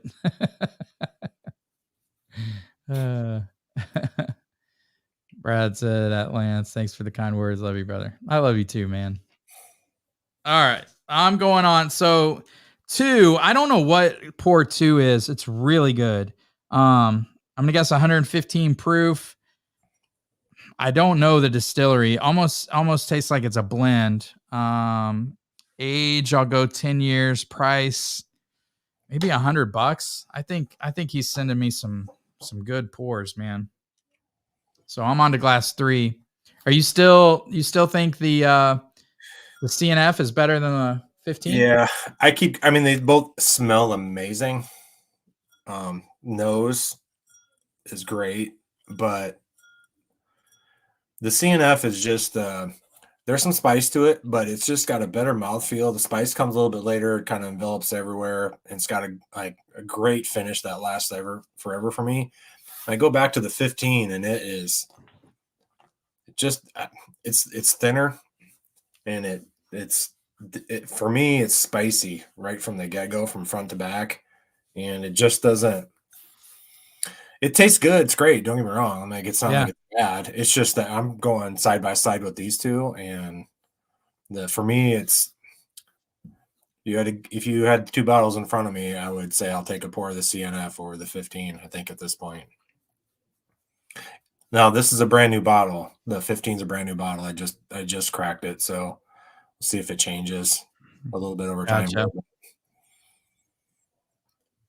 So this third glass definitely is a rye. I don't like it as much as the little book that I had.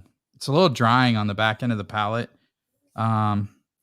Maybe 6-year rye, maybe 113 proof.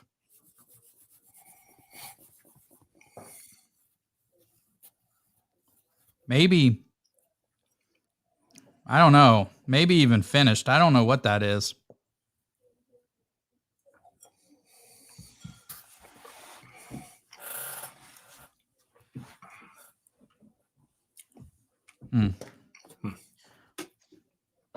So far, whatever pour 2 is, I like the best. Moving on to pour 4. Top Dog said, I agree. I also have a Traeger, and I discovered an air fryer. You know, I gave our air fryer away, and now I want to buy another one because I've seen so many good recipes. I've thought the same thing. I'm like, air fryer, I don't know, but then I've seen a couple of people I know that have done some really cool things with it, and then now I'm thinking that would be nice to have. Oh, man. Pour 4 is amazing. It's 100% a rum. And if I know Claddaugh, it's got to be a 4 square. All right. I missed it, Lance. Was there a theme to this blind? I don't know. So he didn't say so in his letter. He just sent me a key, but it's stapled. So let's open it. We'll see what we got. I think I liked pour number 2 the best.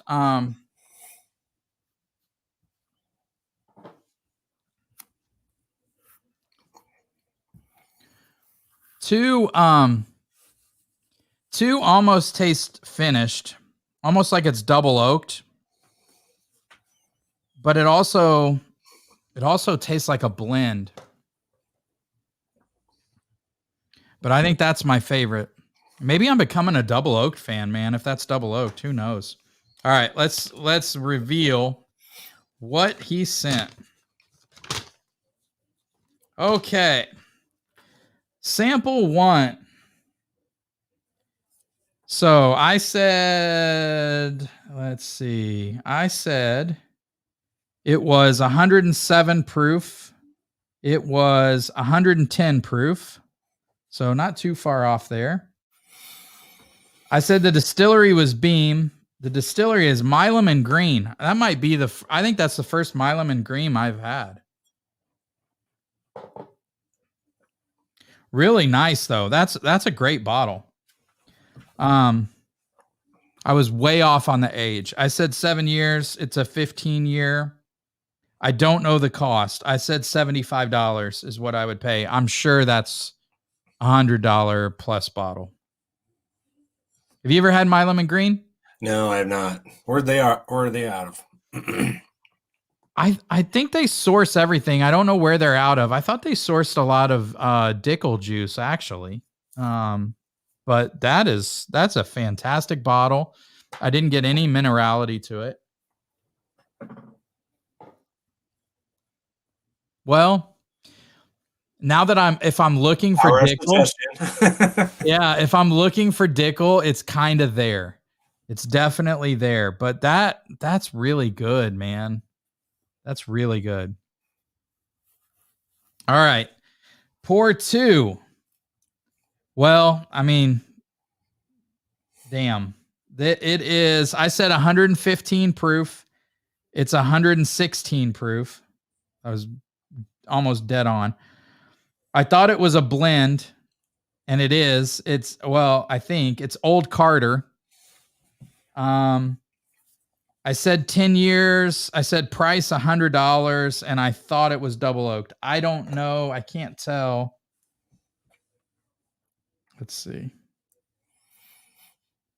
I can't tell by his notes if that is. I don't know anything. It just says NY/NJ number 3. I don't know what that means. Interesting.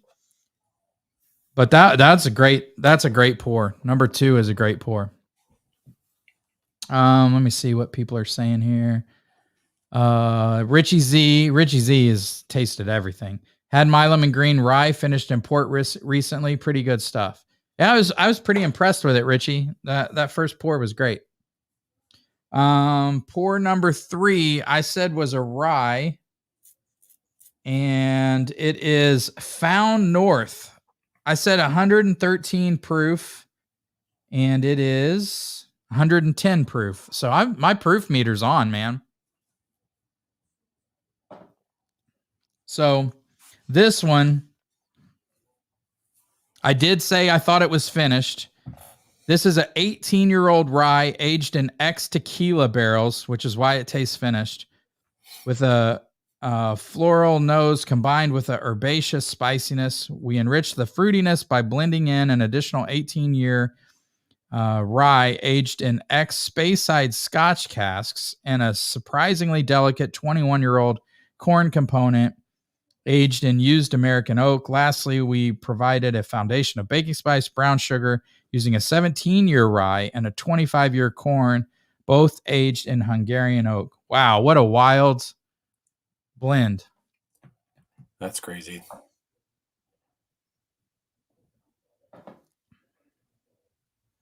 That's crazy. That is, I mean, I knew it was a rye, and I knew it was finished. That was pretty crazy. All right. Oh, Claddaugh's in here. M&G out of Texas is Dickel distilled and then rebarreled and aged in Texas, 140. All right. So I thought I would pay 75 for that. It was really good, Claddaugh. It was a good pour. Is it 140 though? Yeah, 140's, that's a tough price, but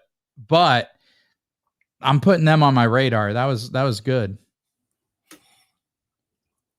Claddaugh said you nailed the OC. The price is $225. Oh, yeah. It's a good bottle.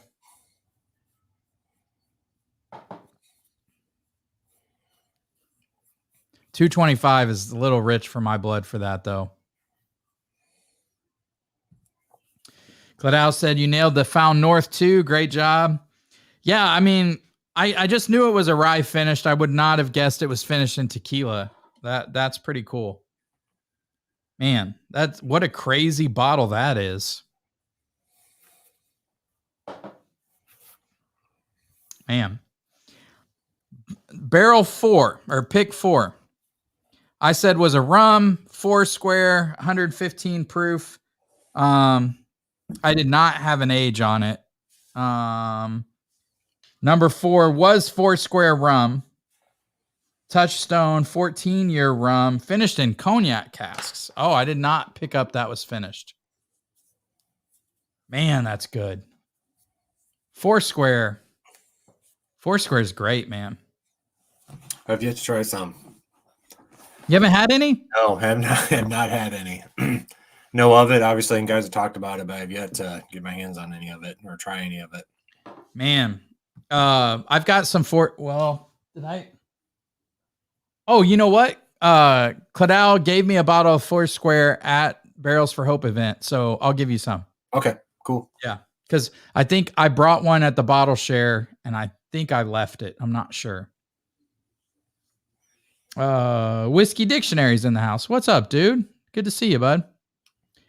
Top Dog. I don't know why, but I'm not a fan of Found North. Yeah, Found North is tricky to me. I love the guys at Found North. I had one of the founders, I think it was Nick, on. Interviewed him. Awesome guy. Entrepreneurial mind. Love him. I think the thing with Found North is a lot of their stuff kind of tastes the same to me. It's not super complex, but it's really good if you like strong, heavy vanilla, kind of laffy, kind of fair taffy notes, cotton candy notes. But this one that Claddaugh sent, this Found North Batch 3, I've never had, and it's wildly different than any Found North I've ever tried. So, but the problem for me with Found North is the price. It's good stuff. It's hard to justify at that. On paper, it looks good. You get the age, but 150 plus per bottle. If you're just tasting it blind in the glass, I don't know if the price justifies it. But that can go with a lot of brands out there now. Like for instance, that old Carter was great tonight, but I wouldn't pay $225 for that. I thought I would have paid $100. I put $100 for that bottle. That's kind of how I feel sometimes about some of the Bardstown like disco series, kind of the same way. Yeah, very true. Very true.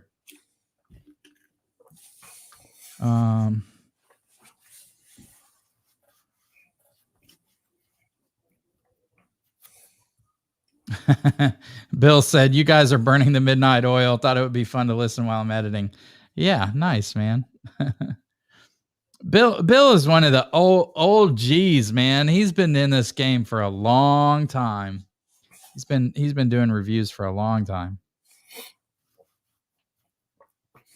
Brad Key said, "Still Austin Red Corn at the Barrels for Hope bottle share was so tasty." Yeah, that was a good bottle, man. That's a bottle I need to go back to. The Barrels for Hope Still Austin pick. I got to go back to that one and try it. I haven't had it in a while, but that's so the one good. that's the one I told you that I have a predominant Christmas tree note on that one for me. Yeah, that's interesting. And you're like, what are you talking about? I'm like, it just stands out for me for some reason, and I don't particularly care for that when I'm drinking it. You know what I mean? So I got to go back and try it. I haven't had it in a while, so I just wanted to sit for a bit. Yeah, it's heavy butterscotch for me. But man, is it good? Prescription Bourbon's here. What's up, dude? Cheers, buddy. Top Dog said, "I definitely agree with the founders. Found North, they are awesome on every channel they are on." Yeah, great guys, man. Great guys. Claddaugh said, "Lance, can you get me Corey's address? I'll send him a flight of Foursquare." Oh shit, there you go. Yeah, that's awesome. Yeah, Claddaugh, I can hook you guys up. Yeah, cool. That's very awesome. So Whiskey Dictionary, almost 10 years. Man, my 5-year anniversary is coming up next month, Bill. So, but I remember tuning into you very early on. So very cool. Brad Key said at 225, it better swing me around the room, lick my butthole, call me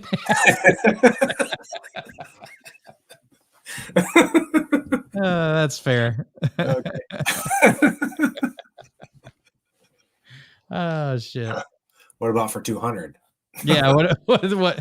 Yeah. What do we get for 200, Brad? Bill, wow, congrats on 5. That's awesome. Yeah, thanks, man. So Bill, you probably don't tune into the channel very much, but we started a charity organization called Barrels for Hope, and last week we donated 40,000 to charity. So that's keeping me going on this. But obviously all the fans and all the people that tune in, getting to know them is fantastic. But them supporting Barrels for Hope is really all I care about now. It's pretty amazing. So we've already got 30,000 for this coming year. So with Nashville Barrel Company donating an entire barrel for us, that was crazy. That helped us so much. With the 4 picks we've already done, Nashville Barrel Company being our 5th, we've only really got to lock in one more pick for the year. So we're working with Narav with A1, and we're narrowing it down, and we should be able to let you guys know pretty soon. Ben Holiday fell through, which is kind of a bummer. But so I didn't catch that. I missed the Girls for Hope live thing. I was doing some stuff tonight. Oh yeah. Here. So did you guys officially announce that or something? Did that fall through completely for this year or what? I think so. I don't know exactly what happened between Ben Holiday and Narav, but I think they were having trouble getting a date, and we just weren't able to do it. So it's something that's on our radar for next year, but I don't think it's going to be a pick this year. Okay. Which is fine because we were able to, plug in Nashville Barrel Company. I think we're going to be doing a Bardstown pick. But that's not solidified 100% yet. And then we've got one more pick to narrow down. So, but we've got Elijah Craig Barrel Proof, Knob Creek, Bourbon. Of course we did Dark Arts, and then we did 4 Roses for an extra pick. The Dark Arts White Port for an extra pick, and 2 Starlight picks. So, this year's been freaking amazing already. It's ridiculous. Whiskey Dictionary. I heard of the charity. 40K is absolutely nuts. That is truly impressive. Yeah, man, it's been awesome. So Bill, we donate to, Josh with Stuff and Whiskey is part of Barrels for Hope. I'm part of Barrels for Hope. Dusty Dan is part of Barrels for Hope. So, and then a guy named Joe Carter. So Joe Carter was in the military, but also lost a sister, and was able to do Make-A-Wish. So we donated $10,000 to Make-A-Wish. Dusty Dan, of course, was in the military, so we donated $10,000 to Folds of Honor, which paid for 2 scholarships, 2 college scholarships, which was awesome. We donated to Right Love on Our Arms for Josh's charity, which if you ever heard his story, it's pretty powerful. But his mom had some mental health issues, and she died when he was 14. So we donated to Right Love on Her Arms. We donated $10,000 to that. And then, of course, my wife had breast cancer, and we donated $10,000 to American Cancer Society. We had a big event last week, donated to all of those. And it's just been amazing. So we have a relationship with a store manager, and he gets us barrels at wholesale. We sell those to our members basically at a membership fee, and then all proceeds go back to charity. So it's pretty cool little deal. I don't think just to come back to this one, but I don't think it could be understated enough how much that Saturday night dinner event was. It brought everybody to, I felt like it brought people together and got to see the totality of everything, in the sense that you were able to see how those charities meant something to the founders. But then you got to, I didn't hear some of those stories from necessarily from Josh. I've, just a little bit here and there, but I didn't get much of the detail or anything prior to the event. But to hear that specifically, as he was, like I told you guys, brave enough to go stand up on stage and talk about it. That would have been tough, yes, man. Yes, I know I couldn't have. No. I'd have somebody else speak for me. But for you to go up there and talk about that, it really started to connect everything. And I think everybody that showed up that night, whether from wherever you were at, if you're apart from a distillery or a charity or whatever, and you got to see everything come together, and everybody got to hear what was going on. they got to see what this whole organization is about and how well it got put together. I think it created a little bit more of that personal connection, that sincerity about what we're doing as an organization, and like we're not just half-assing it, you know what I mean? Like we're Yeah. trying to do something serious and we care about what we're doing. And we get cool bottles and stuff like that. But at the end of the day, we're donating a good chunk of money to something very specific that means something to us, not just to some random charity. So I think it's cool. Yeah. Oh, well said, man. And man, we just, in addition to just how all the charities kind of just were interwoven, and like watching Josh get up there and tell his story. I know how hard that was for him, talking about his mom and losing his mom at 14 and dealing with her mental health issues, man.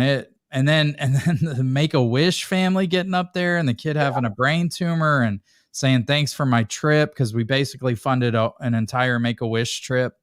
Man, that was heavy. It was hard. It was hard. I was exhausted at the end of the night, man. Yeah. I was exhausted. Like the next morning when we were about ready to leave, and I was talking to you guys in the lobby there, and Dusty Dan was there, and I told him, like, thank you for handing the mic over right away, because at that point we had already built to here, and I'm like, if you would have said anything more, I would have lost it. Yeah, Dusty Dan was like, I was ready to cry. Yes. That's where I was at. It would have been an ugly deal. And so this was the family that was there with Make-A-Wish, which was crazy. This was Renee and I with the American Cancer Society. And then there's Dusty Dan with Folds of Honor. There's Josh with To Write Love on Our Arms. We had Jason C. emceeing the whole thing. The founders. That was cool, getting that. I did not expect that at all. That was pretty cool. There's the whole board of directors, which, trust me, guys, we have had some knockdown, drag out fights behind the scenes, but it made it all worth it. It was just an amazing night, man. It was really, really cool. It was cool when you guys were Cam got you guys those awards, to try to recognize you guys for what you did, and then you guys, oh, by the way, Cam, we got you something. Yeah, that was awesome. Yeah, that was cool. Richie Z said Barrels for Hope has been a blessing. Yeah, man. And the coolest thing about it is, like, we turned something super negative, my wife having breast cancer, into something so positive. And really, a lot of the credit, we haven't talked about them much, but a lot of the credit goes to David and Kira, who contacted us when my wife got breast cancer and said, hey, the whiskey community wants to help you guys. We're going to do a fundraiser for you guys. You don't have to do anything. And I was like, I don't know that we need it. We have insurance. And he's like, well, you're going to have to pay 20%, right? And I was like, yeah, 20% of $500,000 is a lot. And not only that, like, every time I take off work, I don't get paid, and I've got to take Renee to countless chemo, radiation, physical therapy appointments.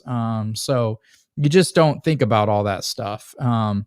And so when they raised $12,000 for us, I was like, man, that's what sparked the whole thing, was me saying, I don't know how, but I'm going to pay it forward. And that's really how Barrels for Hope started, was just us, just paying it forward from being helped by David and Kira. So it's just a super cool thing, and really, really worked out well.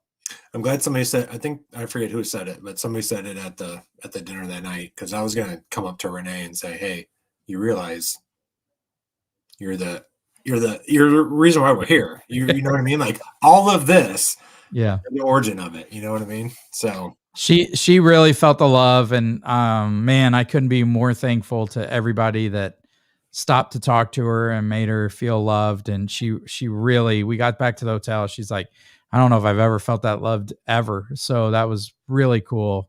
I just so grateful for everybody that came up and talked to her and said all those nice things. So Top Dog said, I live here in Nashville, and so far my favorite is the Barrels for Hope NBC pick. The Barrels for Hope NBC pick, I've been given, it's been given to me as like, I think in double blinds against Stag and Stag Jr., and I've picked the Barrels for Hope NBC pick, not knowing at all what I was drinking. So it really is one of my favorite picks of the year.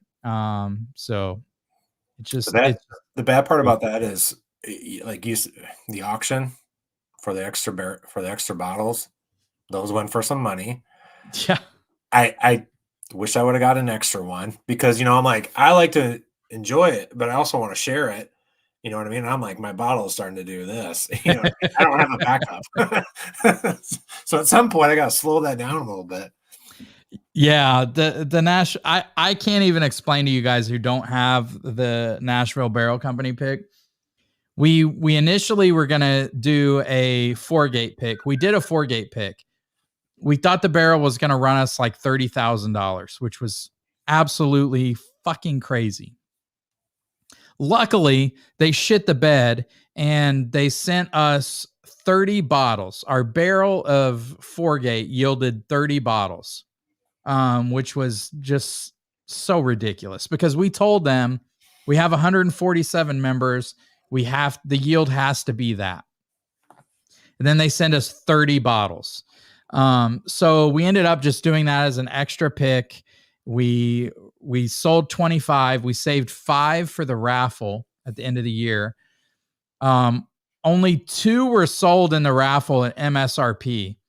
And all 5 of the Nashville Barrel Company bottles were sold for double MSRP. So the Nashville Barrel Company pick absolutely destroyed the 4-gate pick. So I am not sad to say that I will not be a supporter of 4-gate. I'm just not. It is what it is, but I'm just not a fan of them, and I will not support them. But I'm glad it worked out the way it did because Nashville Barrel Company, working with Mike and those guys, they're amazing. They donated an entire barrel to us at the year-end event for charity. So that's like giving us $16,000, $17,000. It's insane. Brad, love your comment. What did Brad say? What did he laugh out loud One about? before that with Dobby and Hermione.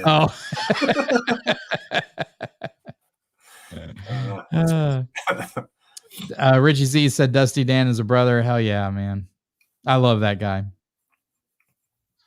At Top Dog said it's going to be hard to beat. Brad said it's going to be hard to beat. Richie Z. Yeah, much love to David and Kira.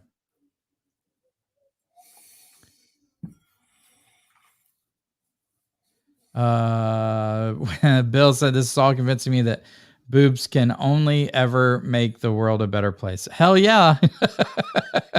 Great perspective. Are you a boob guy or an ass guy, Corey?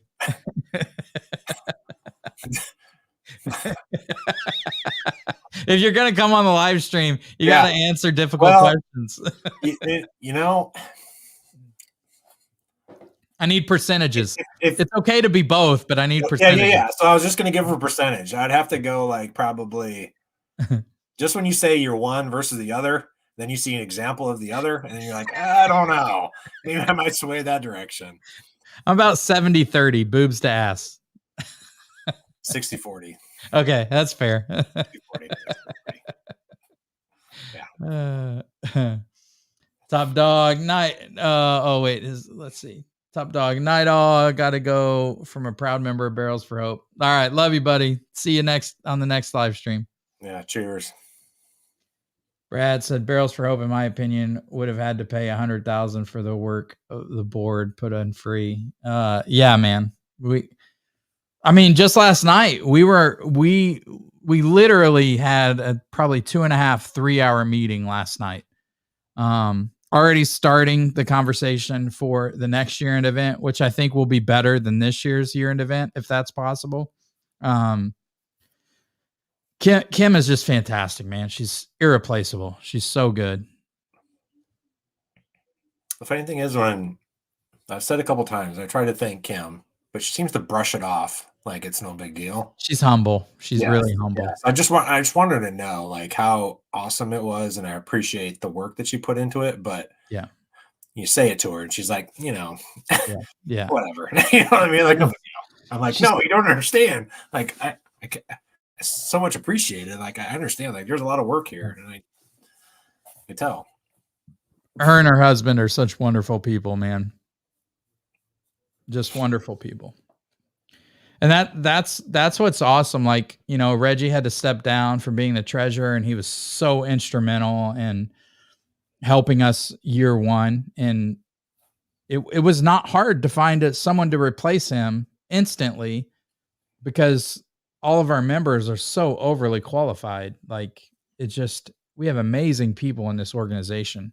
We have 147 members, and I think like 60 just waiting to be members. So it's really crazy. It's beyond anything I could have imagined. So, with Whiskey Dictionary, he's pretending this is a tough question. Every man knows the answer off the top of their head. Like I said, I was going to throw an answer, but then also you think about the other side, and you're like, well, I don't. Richie Z, it's okay to enjoy both. I think that's where we landed. Yeah, thanks, Richie. Yeah, I'm saying. Aren't the boobs and butts love about what you're grabbing at the moment? Yeah, that's a good point. Yeah. Whatever's there.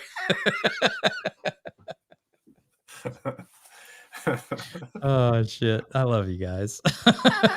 whichever one you're facing, you know what I mean. That's right. That's right. That's a great point, Claddaugh. Man, this Nashville Barrel Company, so stupid. So stupid. I'm so excited we got another pick of that. I was going to mention this too, is what's great is getting all these different picks. Lance, I don't know if I said this to you, like probably I would tell you in the last year, I've, outside of getting like these Russell picks that I got here, but outside of that, I've barely bought anything, because these Barrel for Hope picks are coming from, legacy distilleries and places that I haven't had yet, or maybe I've heard of, but we have people with good palates making great barrel decisions, and what we're getting bottled and getting sent to us. And I'm getting such good picks. I don't really, at this moment, I really haven't had to feel the urge to buy anything other than what we get through the club. Dude, I'm with you 100%. It's like, it feels like in one way you're like, oh, I'm spending money, but this is the ultimate salesman response. But I'm telling you, I've not spent as much money on bourbon this year as I have any other year, because I'm just drinking Barrels for Hope picks. Yeah. And I don't know if that's me just being crazy biased, but having Josh and having Dusty Dan and Joe, who owns a distillery, and me on these picks, we are picking some freaking fantastic barrels. And I really think that being a charity organization and going in and really pushing that to these distilleries, I think they just bring out better barrels for us. Honestly, I really do. I also have with me, I brought up here just because, and so I just cracked that one too, is I got the Four Roses pick. Oh, like dude, I need to go buy one from the shelf, or like I'm in Iowa and you can get one of their single barrel picks, but I'm telling you what, what'd you think of the Four Roses pick? It's so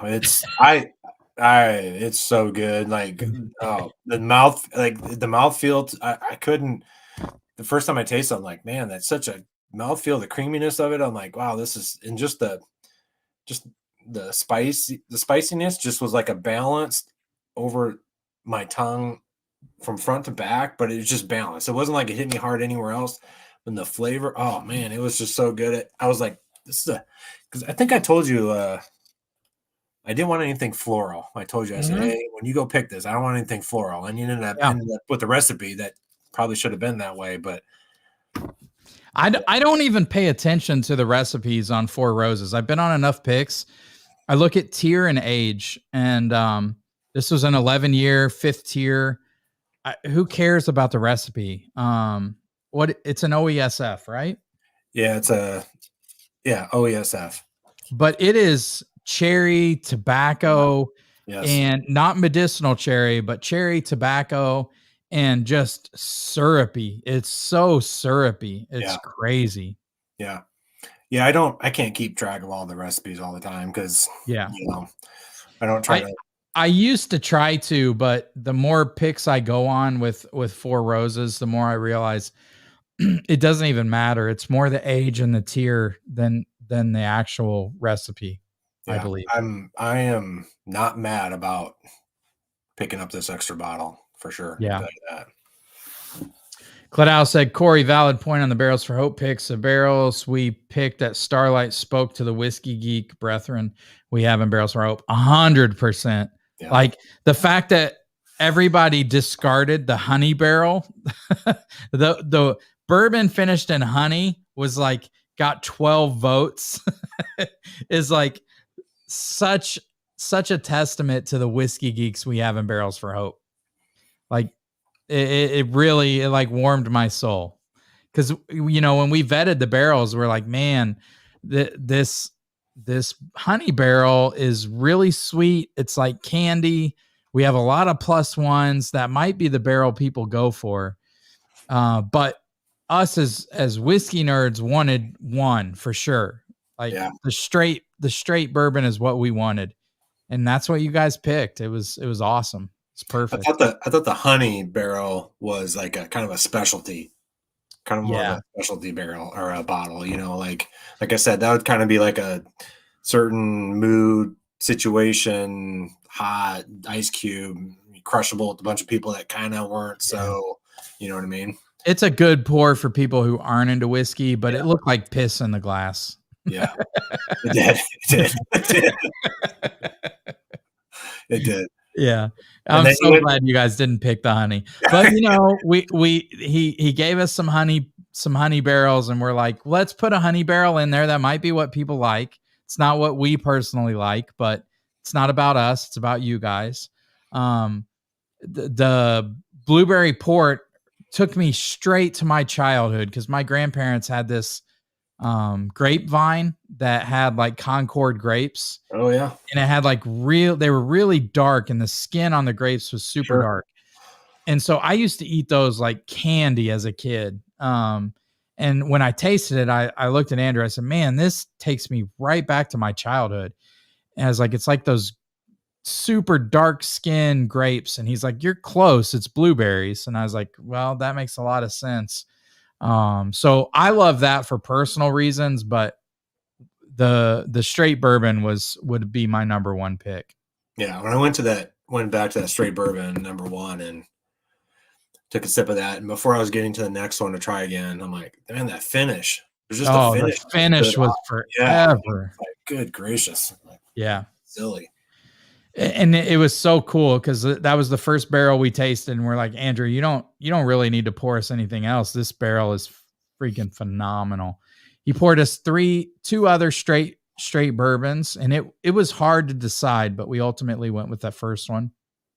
And we thought the finish was long enough that the bourbon nerds in the group would love that first pick, and you guys did. You backed it up. It was pretty cool. It's pretty cool to see.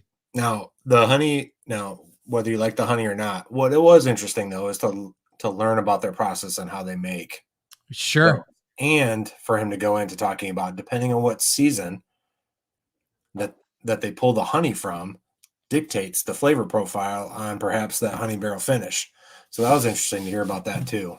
And how they rotate the barrels because the honey dries it out so much, and you're just left with a puddle of honey, you know? Yeah. They're doing such great things at Starlight, man. I'm super impressed with them. The double oaked was vanilla custard to me. It was a vanilla custard bomb. I freaking love the double oaked. I will be buying a bottle of both of those for sure. I want to taste that one again because like I like some double oaks, and that one just didn't stand out for me that particular day. So I felt disappointed in myself. Like I should have probably leaned in that direction. So I want to go back to it and try it again just to make sure that was it just because of what that particular day was and what we had in the lineup or whatever? But I thought I would like that one. So yeah, see, I'm usually not a double oaked fan, but the Pursuit United double oaked is going to be in my bourbon of the year running, and the double oaked we picked at Starlight is freaking fantastic. And if you're using oak from 5 regions of France that had shrapnel in the trees from Battle of the Bulge, you have to get a bottle of that. It's the coolest story. Yeah. It just we're talking about it, just that overall experience, listening to them talk about it. I love the learning about the history of it and everything was really cool. That was good. I'm glad we did that. That was really good. Yeah. Prescription Bourbon said Andrew at Starlight is awesome. He is awesome. I'll show you guys a picture. There's Andrew at Starlight and all of us at the Barrels for Hope event, which was super cool. Andrew's a freaking great guy, man. Yeah, he was great there. Like he was like, I mean, that guy was made for that. Yeah. Super passionate about it. Everything. It was great. Yeah, want me to climb on top of these barrels and take a picture? Sure, I'll do that. It's hot as balls. I'll climb up there and do that. No big deal. So I'll tell you guys, for the couple people sticking around, I'll give you guys a little insight what we're looking into year 2. We would love to do our own venue for the Saturday night event and do the bottle share there. So get an actual liquor license, liability insurance, all that stuff, and do the bottle share instead of at rooms at the event. Instead of doing that was the only thing that sucked about the thing Saturday night was the cocktails sucked. The whiskey selection sucked. Yeah. If we could bring 1950s, Russell's 15 year, all those bottles at the event, oh my God. And then have a band and all that stuff at the year-end event at Saturday night, it'd be off the charts. So just so you 11 people watching right now get an inside scoop, that's what we're looking for year 2. So my wife thought about this later the next day. She thought, just how when the dinner ended and everybody kind of sort of dispersed, there's, the bottle shares in different rooms and so on and so forth. But that was the end of the event, right? Yeah. And she kind of thought, she goes, it feels a little I don't know, anticlimactic. It almost feels like we didn't have something to bookend it. She's like, I don't know, have a breakfast together in the morning or something. Just one thing where we can get back together and hey, people we got to see and meet and whatever. And just a goodbye for the week, kind of thing. But kind of a great point. But kind of like what you're saying, that would probably be better and kind of help that part of it is if we were all able, even after the dinner, to be able to hang out, bottle share, have the event, and we could all see each other and still have time to spend time with each other and talk and mingle and, before everybody leaves for the weekend. Yeah, for sure. Yeah, that's a good point. I love feedback like that. I will say, so Claddaugh sent that old Carter. One of the coolest things was with our connections with Barrels for Hope. Dusty Dan had came into town, called Sherry Carter of Old Carter whiskey, and invited her to the event. And not only did she come, but she brought Lisa. I can't remember Lisa's last name, but Lisa used to be the master distiller or blender for Widow Jane. So both of them came to our year-end event, which was so cool. It was really cool. And Sherry Carter, I'd never met Sherry Carter, but what a firecracker that lady is. She's awesome, man. I could hang out with her all day. So, we had Fred Minnick there, which was really cool. Of course, Jason C., Sherry Carter, Lisa with Widow Jane. She's not with Widow Jane anymore. I think she might be the new blender for dark arts, which would be really cool. I think I saw that, but I'm not positive about that. Somebody correct me in the chat if you're watching and you know. But we just had a lot of crazy influencers and people at the event. That was really cool. It's really fun. Which, like, again, being able to have everything at that event, they get to see that part of it.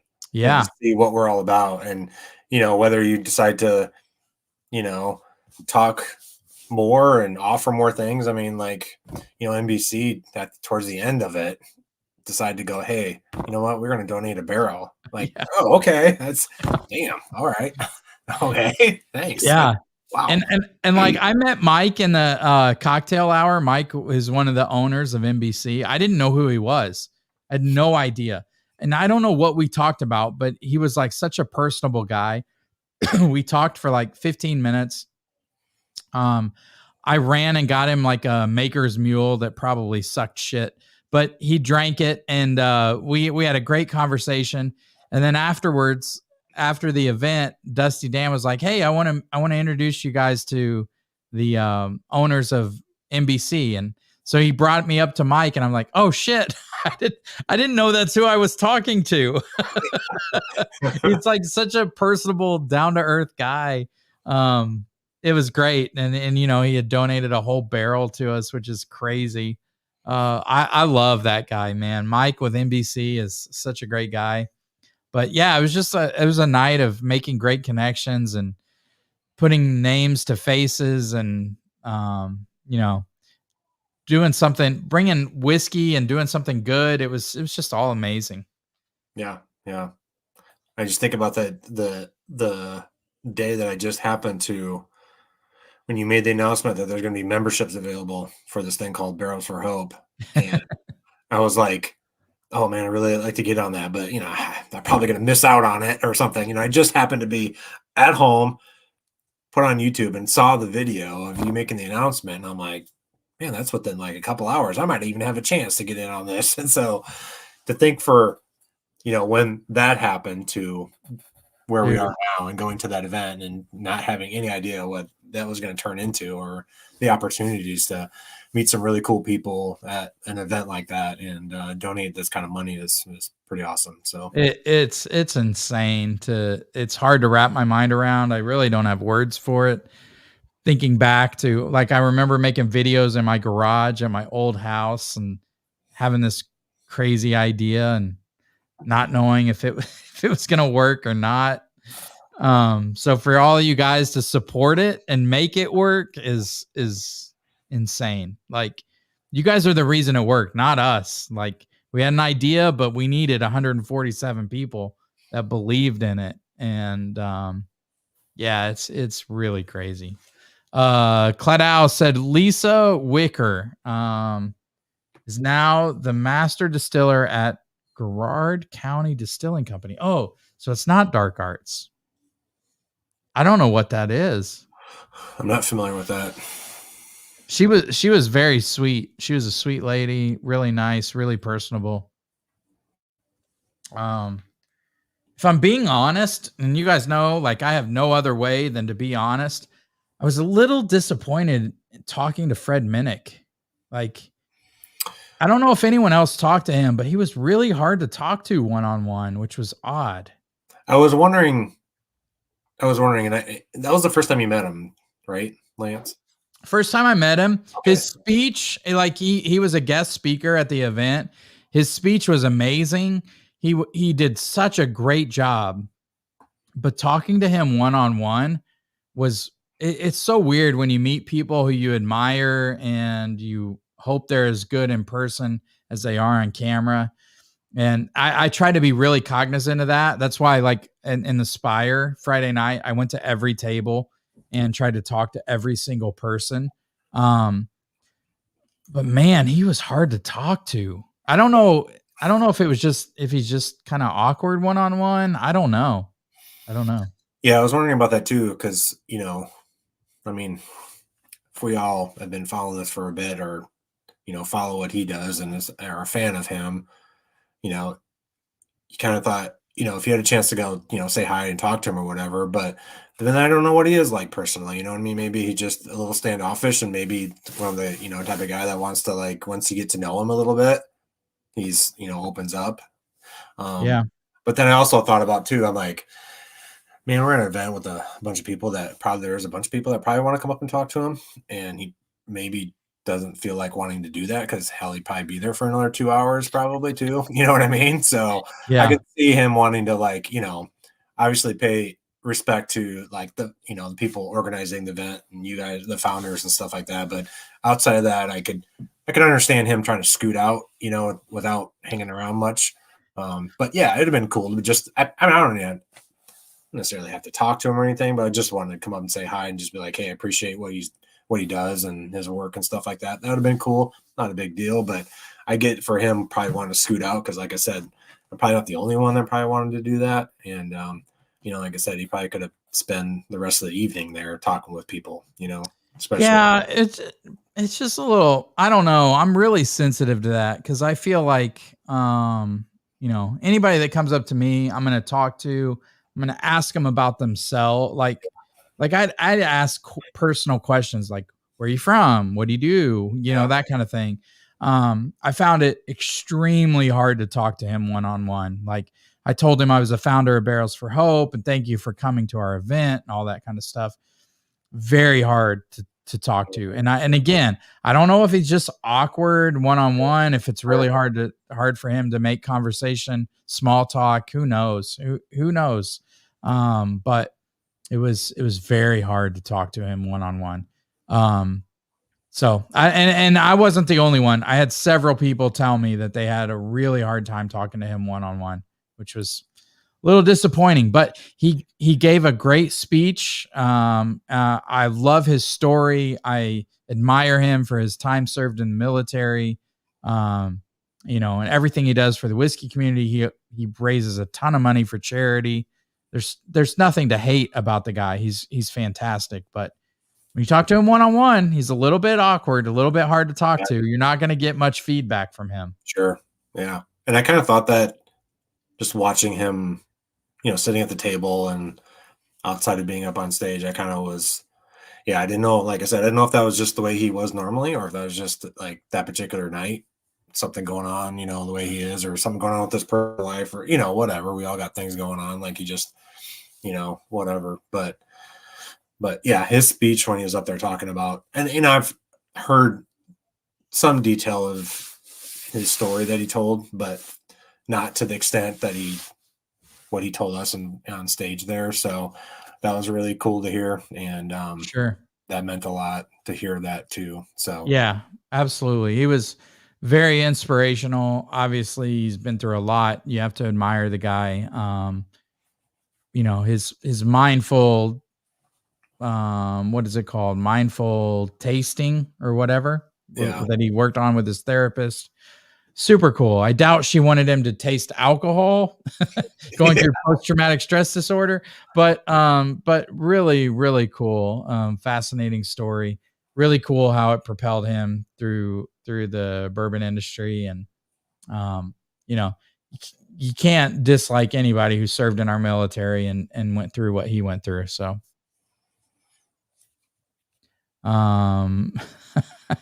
Prescription Bourbon said Girard County Distilling is a big new distillery opened outside Lexington. Oh, cool. Just started distilling. Cool. Brad Key said Fred kept grabbing Dobby's ears. I don't know what that means, but I know who Dobby is. So, I'm not sure what that exactly means, but we'll have to dive into that. Fill us in. yeah. You're gonna have to not be so cryptic, Brad. We're an open book here on the Whiskey Tornado. I'm not doing this for money, so I don't give a fuck. Tell me what you're talking about. When you said Dobby, is he talking about Ed? He's definitely talking about Ed. And I know Ed talked to Fred and had a similar experience. Like, it was hard to talk to him one-on-one. I don't want to speak for Ed, but I know it was a little awkward. So I'm not sure. Claddaugh said that PX Bourbon looks like they're starting out with 17,000 barrels of MGP to get on the ground. Claddaugh said, Ed said his ear hurt after the event. I don't know what that means. I'm super curious. Yeah, we'll have to have Ed on for a follow-up to this. We got to have Ed on, but then we got to have Dobby over his face. So we got to get the full right. Full Look, man, all I care about is that, when I meet anyone, I just want zero arrogance, super authenticity, and I'm good with you. Like, just and I can't tell honestly with Fred if it's awkwardness or arrogance. I don't know. I really don't know. It just seemed odd. It seemed odd talking to him one-on-one because, like, normally you'd have a conversation with somebody, they'd ask you some kind of questions about yourself, like, especially if you were the founders of Barrels for Hope. You said, thanks for coming to the event. I appreciate you. I went and got him a bottled water. I mean, I got nothing back. So I have no idea. Yeah. Sometimes I get a benefit. I give the benefit of the doubt if they are just maybe, talking with people, maybe they're socially a little bit sure. I get the benefit of the doubt, but then I felt, though, whether you're like that or not, when you're talking to the founders of this event, that there would be at least more interaction there, a little bit more of an openness to have some sort of at least small talk conversation, Yeah. It was just odd. That's all I'll say. It was just odd. But he got up on stage and killed it. He murdered. He did such a great job. He had everybody in tears, laughing. His story is fantastic. He's super inspiring. I admire the guy. So it was great to have him there for the year-end event. It was awesome. Wasn't it a Barrels for Hope Ascot? You guys got him? We got him a Barrels for Hope Ascot. I wasn't there when they presented it to him, but I heard he had some comments about the color coordination of it, which I thought was weird. So I don't know. Like, I mean, I thought that was pretty cool. We got him an Ascot, Barrels for Hope Ascot. Yeah. And maybe he was just like being, just making an off joke, trying to make everybody laugh. I wasn't there, so I have no idea, but anyway, I thought it was a cool gift. Yeah, it's super cool. We got Jason C. Drumsticks with the Barrels for Hope logo because he's a drummer, which I thought was super cool. Oh, you did? I didn't know you did. I didn't know you guys did that. Yep. Cool. We got him Barrels for Hope sticks, drumsticks. We got Bernie Lubbers guitar picks with Barrels for Hope logos because he's in a band and plays guitar. So Kim did all this. Kim did absolutely amazing. She threw her heart and soul into the whole event. It was really cool. Really cool. Small things, the details. It's those small. It's the wow factor, and she had the wow factor through the whole thing. Like, honestly, I thought we were going to Starlight on school buses. I had no idea we had shuttle buses. So when we walked around the corner and there were shuttle buses, I was like, all right. Yeah. And not only shuttle buses, we get 10 minutes down the road. All right, guys, which one do you want first? Yeah, we had Weller 12 and yeah, it was insane. That's cool. Let's see what everybody's saying. I don't know I got to figure out what this is. Ed kept saying Dobby doesn't like his ears grabbed, and Miss Dobby doing it. We got to have a follow up with Ed and figure out what this is. Yeah, Ed needs to hop on. We need the other side of this conversation. So Ed's on a vacation in Montana with his brother and son, so he's not going to be on tonight.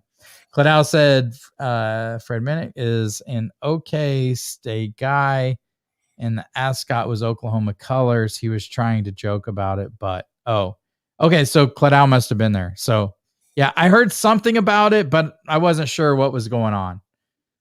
Yeah, so he is an Oklahoma guy. So Red?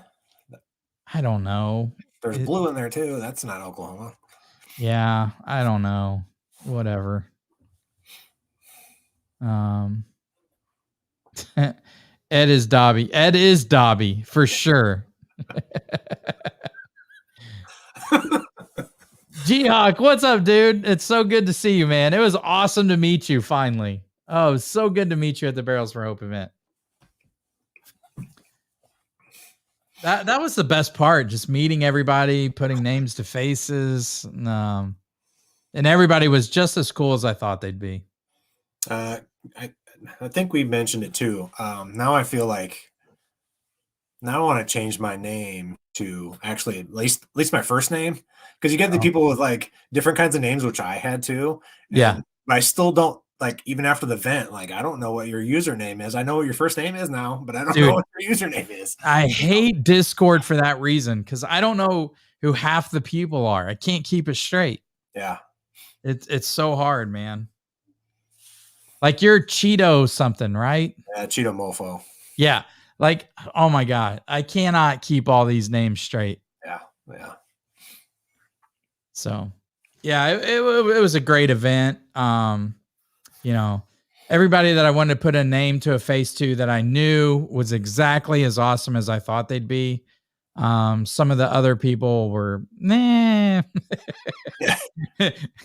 But maybe that's just because they're awkward one-on-one. I have no idea. Yeah, but. you know, I mean, you get a larger, you get a group of people large enough, you're going to run into, something that you just don't vibe with, but whatever. That's just how it is. But I just hope no one ever says that about me, man. I just, I'm no better than anybody. I want to be, on the level with everybody, and just want everybody to have a good time, drink some good bourbon, give back to charity. That's all I care about. But even during the course of the day, before I even got to the events, like I just happened to be at Bardstown or I was somewhere else, and I heard somebody talking about an event or something they're in town for. They're talking to somebody else. And the next day I'm like, oh, what event are you in town for? Oh, I'm in here for Barrels for. Oh, no kidding. I'm like, hey, how's it going? Like, you just start, you know what I mean? And you That's just awesome. start, hey, how's it going? My name is this and whatever. And then you start chatting for a bit and like, oh, they're cool, and it continued to just snowball the whole weekend. For the most part, that's just how it was. Like, everybody was cool. Sure. Like, you got to have time to just talk to each other, and it was a good deal. Yeah, it was a great place to have it too, because in downtime you had so much to do in Louisville. It was just awesome. It was an awesome event. I'm so pleased with it. So, G-Hog said, only heard them say that about Ed. That's fair. Ed's a fucker. If you know Ed, you're looking for the video, aren't you? I have so many videos pulled up now that I can't pull it up, but here we go. Fuck off, Ed. Fuck off, Ed. Fuck off, Ed. Fuck off, Ed. Fuck off, Ed. We had to play that at least once every video. Yeah, it was cool. I got to meet Ed too, after talking to you and just having conversations about Ed and whatever, but having a chance to actually meet Ed face to face and shoot the shit for a little bit, and super cool. And yeah, it was pretty awesome. So he lived up to the hype. I freaking love that guy, man. He was my first subscriber, first Patreon member. And it's just crazy how the universe works, how we've become such good friends. I went out there before we went to vet the Starlight barrels, and it's such a funny story. We sat down and he's like, do you want to watch cooking shows? We're drinking bourbon. He's like, you want to watch cooking shows? I was like, my God, you're my person. like we sat there and watched cooking shows and drank bourbon. It's crazy. I just love that guy so much, man. He's such a good dude. But yeah, it's crazy what 5 years and YouTube and a YouTube channel has done. So really cool. Brad said, I really think Fred is a good guy down deep. He's just awkward one-on-one. You're probably right, Brad. Yeah. With all he went through in the Middle East, I will give him a pass unless he grabs Ed's ears again. I got to get this story. I did not hear the story about him grabbing Ed's ears. Yeah. I would whip his ass.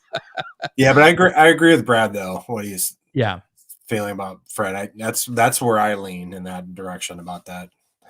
Yeah. You know, you guys might be right. I just have no idea if it's awkwardness or arrogance. I can't tell.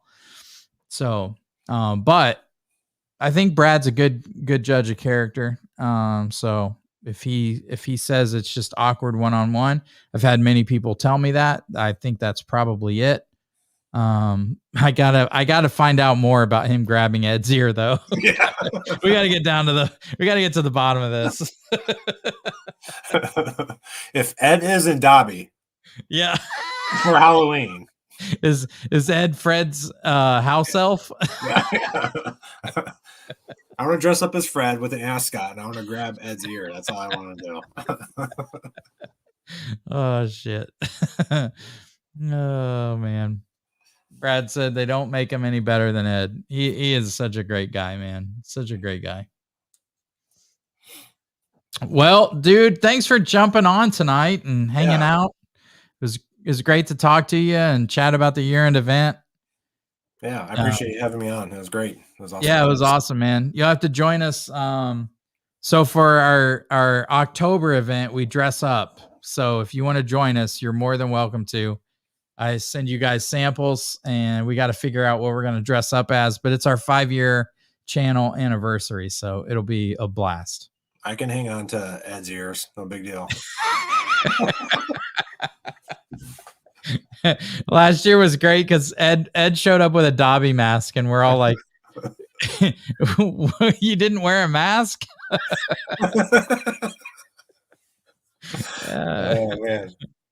Oh man, it's so funny. Well, Corey, thanks for being part of the channel, dude. Thanks for being a part of Barrels for Hope. I love you, brother. Yeah, so much I appreciate fun, it. Thank you. Appreciate it. All right, guys. Have a great night, and we will see you on the next live stream.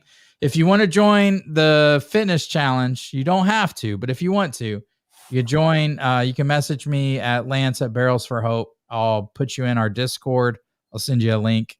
There's a fitness challenge link, and we'll see what we can do from August 15th to September 15th. Love you guys, and have a great night. Cheers, everyone.